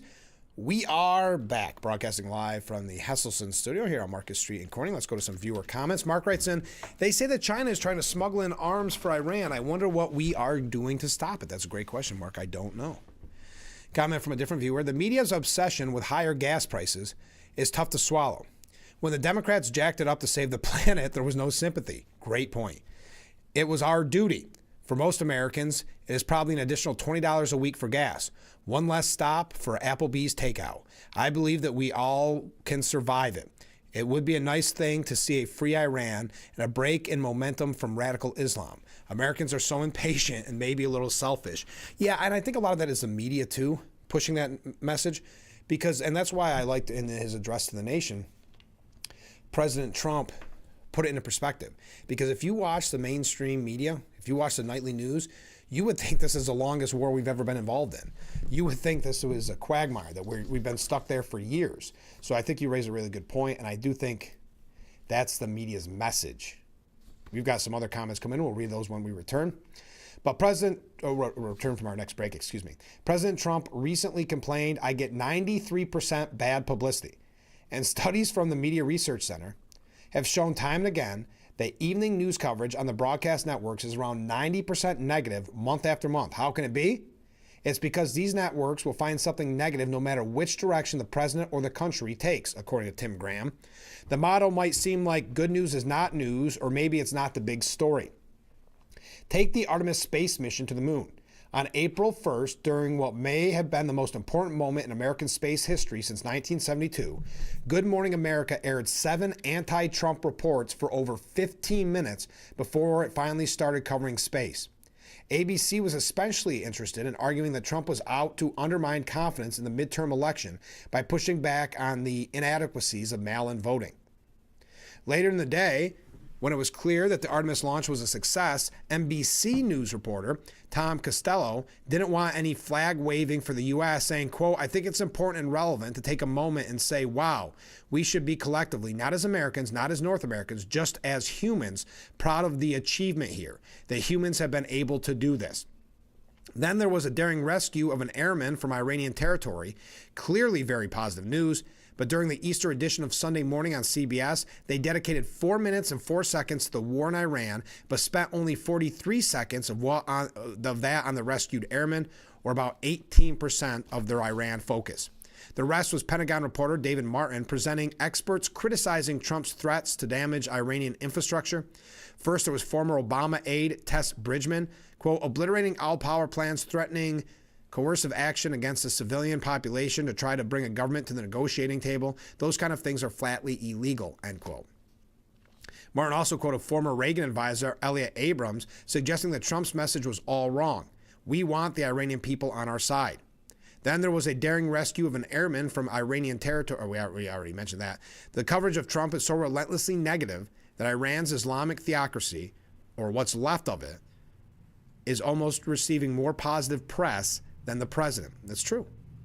These networks talk about Trump's punishment of the Iranians, but they can't focus on the hundreds of protesters massacred by Iran's government in the weeks before the war began. And that's what we've talked about. Where are the celebrities protesting and standing strong with the Iranian people? CBS White House reporter Wei Zhang promoted the opposing view, quote, "In an open letter, more than 100 international law experts argue bombing power plants amounts to potential war crimes." Trump said he's not concerned about that possibility. He said, "I hope I don't have to do it. These threats are his unique method of negotiation." The networks easily find 100 experts, quote unquote experts, to accuse Trump of war crimes, but no experts who accuse Iran of human rights abuses. PBS located one of the open letter signers, former military lawyer Rachel Van Landahan, who has written a series of vicious op-eds against Trump and Pete Hegseth on the MS Now website. PBS and MS Now are indistinguishable. She reliably trashed the president. Quote, "He's threatening to make our military engage in war crimes and therefore strain their honor and their soul and come back with moral injury. Why? Because threatening to destroy every bridge and every single power plant in the entire state of Iran is called an indiscriminate attack. That is a war crime." That PBS expert dropped the term war crime 11 times in her interview. When Trump announced a ceasefire on Tuesday, the TV spin shamelessly flipped. Trump went from war criminal to creating Taco Tuesday, playing off the liberal phrase, "Trump always chickens out." It sounds bizarre to describe Trump ordering a series of devastating military attacks on Iran as chickening out, but mockery is part of the broadcast network toolbox. The streaming service of CBS News brought on Financial Times commentator Robert Armstrong, who coined the taco term last year to describe Trump's method of tariff negotiations. He explained that he thought that the acronym sounded funny and played off Trump's obsession with the Mexican border. All the liberals clearly agreed. The late-night comedians pounced. ABC's Jimmy Kimmel commented, "So all day today, everyone, most notably the people of Iran, were wondering if their civilization was going to die tonight. Well, good news, it didn't. It was the Taco Tuesday of all Taco Tuesdays. The president decided not to drop the chalupa for at least another 2 weeks." Much like the ceasefire in Gaza, the network stayed negative, marking every, quote, chaotic episode that demonstrates the ceasefire was only partial and that it was messy. The pattern never ends. Network coverage of Trump was negative even in the first days after Trump was shot in Butler, Pennsylvania. It doesn't matter which direction Trump takes, it's always wrong. Maybe that's why the president calls it fake news. I thought that was a good piece. Let's take a break. We're going to get away from Iran. A lot more to discuss, a lot more to talk about, but we only have about 15 minutes, so you got to stay with us. Keep those comments, keep those waves coming in, and we will be right back with Frankly Speaking after this.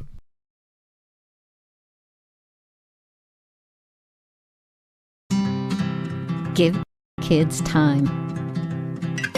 Just 5 minutes a day. Ask them how they're feeling. And listen.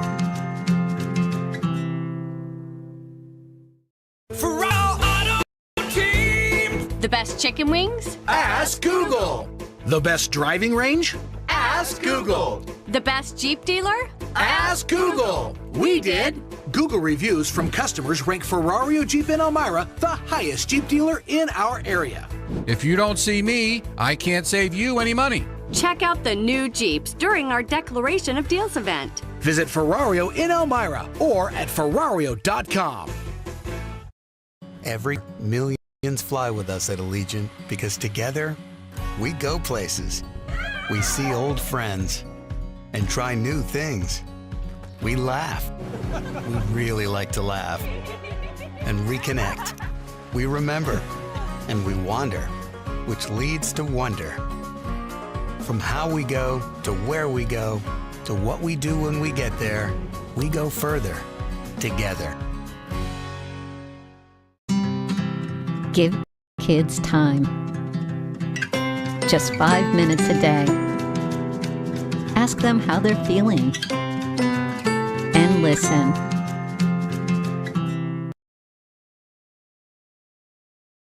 The Frankly Speaking Roof Cam, brought to you by Boss Security and Horseheads. Contact them today for all your business and home security needs. We are back, broadcasting live from the Hesselson studio. Ken writes in, the Dems and legacy media are unabashed liars. How can anyone believe anything that they say? All one has to do is go back and look at their past comments on literally any subject, and you can find them on both sides of an issue, all the way back to when they were the party of slavery. They bank on the fact that the sheeple have horrible memories and aren't critical thinkers to get votes. A matter of fact is that the only things that Democrats care about is getting voted into power. And, well, thank you, Ken. Well, yeah, and just look at something as Eric Swalwell. They said it was the worst kept secret, these scandals. They didn't do anything until it benefited them. Now, yesterday? But Cuba's president, Miguel Diaz-Canel, revealed that his island nation is bracing for an attack from the U.S., declaring that he is willing to die resisting President Trump.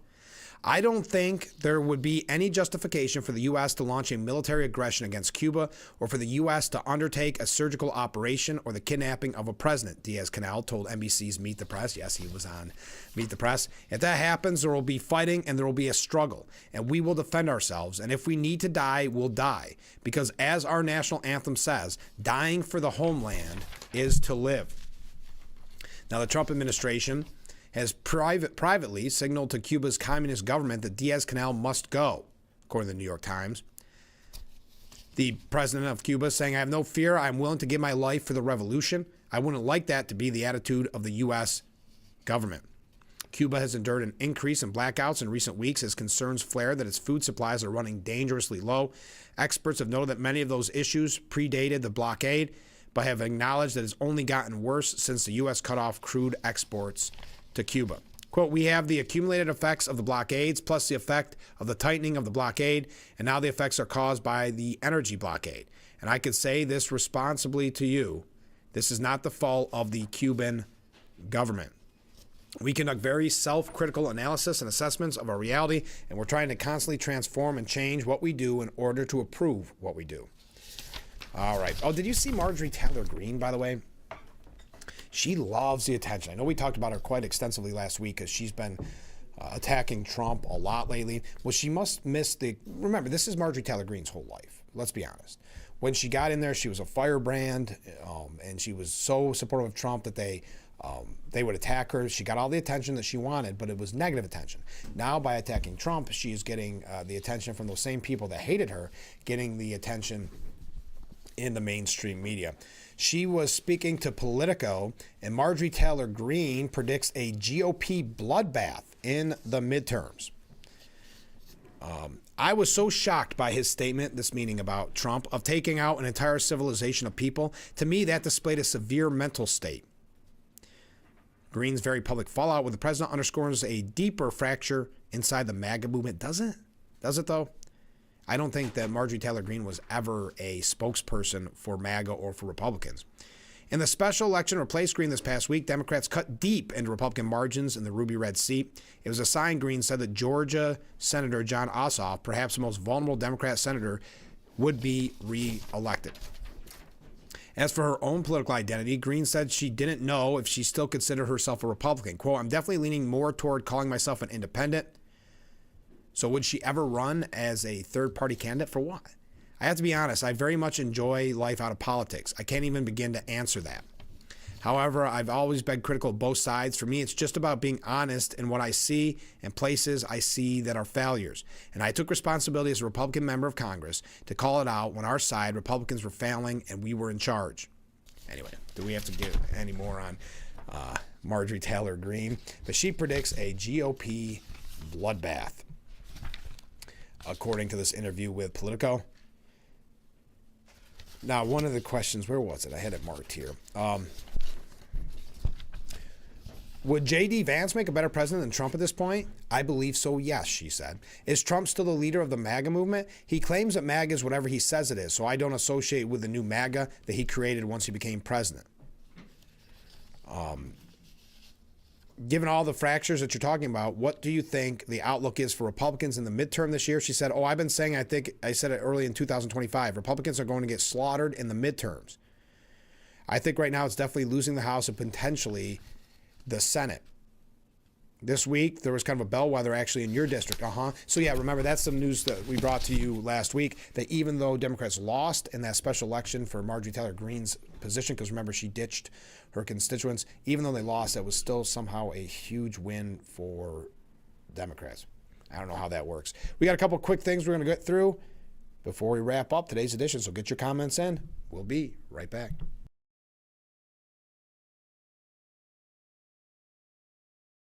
Every job has a moment where it could slow down, or it could keep moving. At D&L Supply and Rental, we focus on what actually matters, keeping your momentum.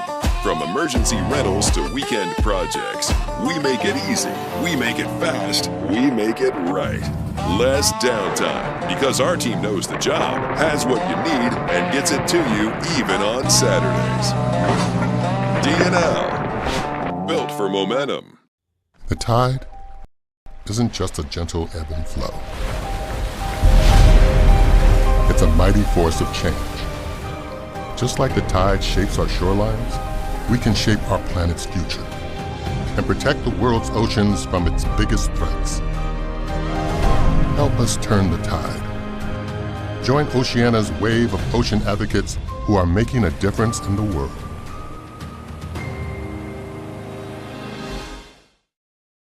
Hi, I'm meteorologist Brandon Weathers. We have a warm and wet start to what will be a rather warm and active week for us. Some scattered showers for our Monday. Temperature on the warm side of average by about 14 degrees with a high of 71. Very mild tonight, staying with a low near 57, and additional showers possible. Some shower and thunderstorm potential for your Tuesday, by which time we're near 80. We'll be back at 80 Wednesday and Thursday. There is no end. The Frankly Speaking Roof Cam, brought to you by Boss Security in Horseheads. Contact them today for all your business and home security needs. We are back broadcasting live from the Hesselson studio. Rick writes in, good morning, Frank. Well, good morning, Rick. We really don't need Artemis 3. How many billions have been spent with 1 and 2? Why don't we make an investment in this planet? Why don't we change before the planet is no longer habitable? What are we going to do, shuttle everyone up to the moon to live?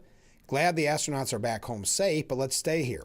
Trump spent a ton of money between Iran and the moon in the last month. Time to make an investment in our people instead of throwing money away. Trump's at the UFC fight Saturday night. Are you kidding me? There is one place that he ought to be, and that's working on fixing all the problems and war and inflation and tariffs and high prices and international partners he's bashed and cut ties with, and on into nauseam. He should have sent Barack to make a deal with Iran. Oh, Barack already has, and someone wiped out that deal with Iran? Wow. Who could have done such a thing? Could have saved billions in war costs and American lives. Orban loses, The Trump and Putin of Europe loses. Sweet. Have a great week. Even CNN admitted last week that the Obama nuclear or Iranian deal was horrible. But anyway, snubbed by Trump, GOP candidates fighting for re-election act like they have his backing anyway. The Trump endorsement is king in any primary, longtime Republican strategist and communicator Jesse Hunt said. Trump endorsement is extremely powerful. It's an undeniable force. So you actually have Senator Bill Cassidy of Louisiana facing a Republican primary. All these people that bash Trump, that Trump doesn't like, that does not support, and they're still trying to do ads to make it look like Trump supports them. Even Thomas Massie. Massie has long been one of Trump's most vocal GOP critics, repeatedly taking aim at the president. Trump allies have spent big bucks to boost Gallerin, his opponent, a former Navy SEAL, and to take aim at Massie. Massie spotlighted an old picture of himself and Trump smiling together at the top of a campaign ad last month. Think of how dirty that is, especially with Thomas Massie. Okay, quickly on New York. A Democrat New York State senator has introduced a new bill to delay New York's electric school bus mandate by 5 years. Current state law requires school districts to stop buying new diesel buses next year, as we talked about with Phil Palmisano on Friday. Senator Chris Ryan said if the majority of the districts are going to ask for that waiver, then maybe we ought to start thinking about why we're asking for waivers. Who is going to get waivers? And if we're going to give everyone a waiver, why don't we just pause this for 5 years? Senator Ryan is a Democrat from central New York. The school districts there have some concerns, the same ones that many districts have been reporting in the Rochester region. It's a combination of things, whether it's the availability of the buses, the cost of the buses, the cost to electrify the buses. Legislation has been introduced and rejected to repeal the electric bus mandate, but it's been sponsored by Republicans who are in the minority. So we'll see if this goes anywhere. Ingrid Jacques from USA Today says progressive states like New York and California keep losing residents to lower tax, higher freedom states like Texas and Florida. Rahm Emanuel was recently asked the question, if you look ahead to 2028 for a second, if you're the Democrat, what's the most likely way they blow it? His reply, being Democrats. The former chief of staff to President Obama, former mayor of Chicago, ambassador to Japan under Joe Biden, Emanuel has been a big player in Democrat politics for a long time. His fellow Democrats would be smart to listen to what he's saying now. In the same interview, he mused, we need to get on the business of talking about a future we need to build that matters to everybody. And this is the most important thing Democrats do. If they get caught in the cultural cul-de-sac again, running around, getting themselves wrapped around an ankle, the American people will make a judgment. He said that his party has lost the plot, especially on cultural issues. Governors of blue states are starting to notice. In March, New York Governor Kathy Hochul made some headlines when she asked patriotic millionaires to cut me the checks. Hochul was chiding the exodus of wealthy taxpayers from her state to ones like Florida. She said they need to stay in New York to support the generous social programs that we want to have in our state. Sadly for her, that's probably why they left, or at least a big part of it. It's also kind of humorous since just a few years ago in 2022, Hochul told Republicans in her state to take a hike, literally to jump on a bus and get out of town because they don't represent our values. Well, that does it for today's edition of Frankly Speaking. I can't believe it ran out of time. Have a great day and join us every weekday morning starting at 6 a.m. for Frankly Speaking, only on WYDC TV. Big Fox, we will see you tomorrow morning bright and early. I look forward to it already.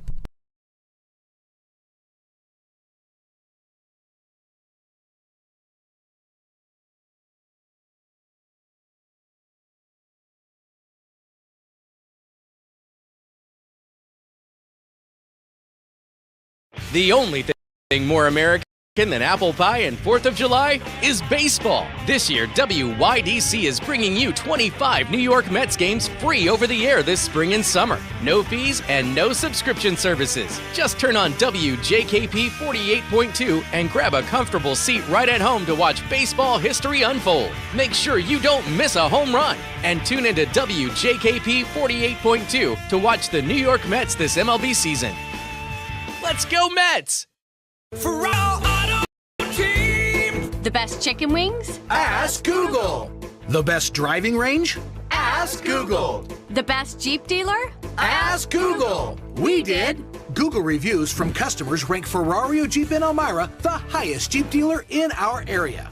If you don't see me, I can't save you any money. Check out the new Jeeps during our Declaration of Deals event. Visit Ferrario in Elmira or at Ferrario.com.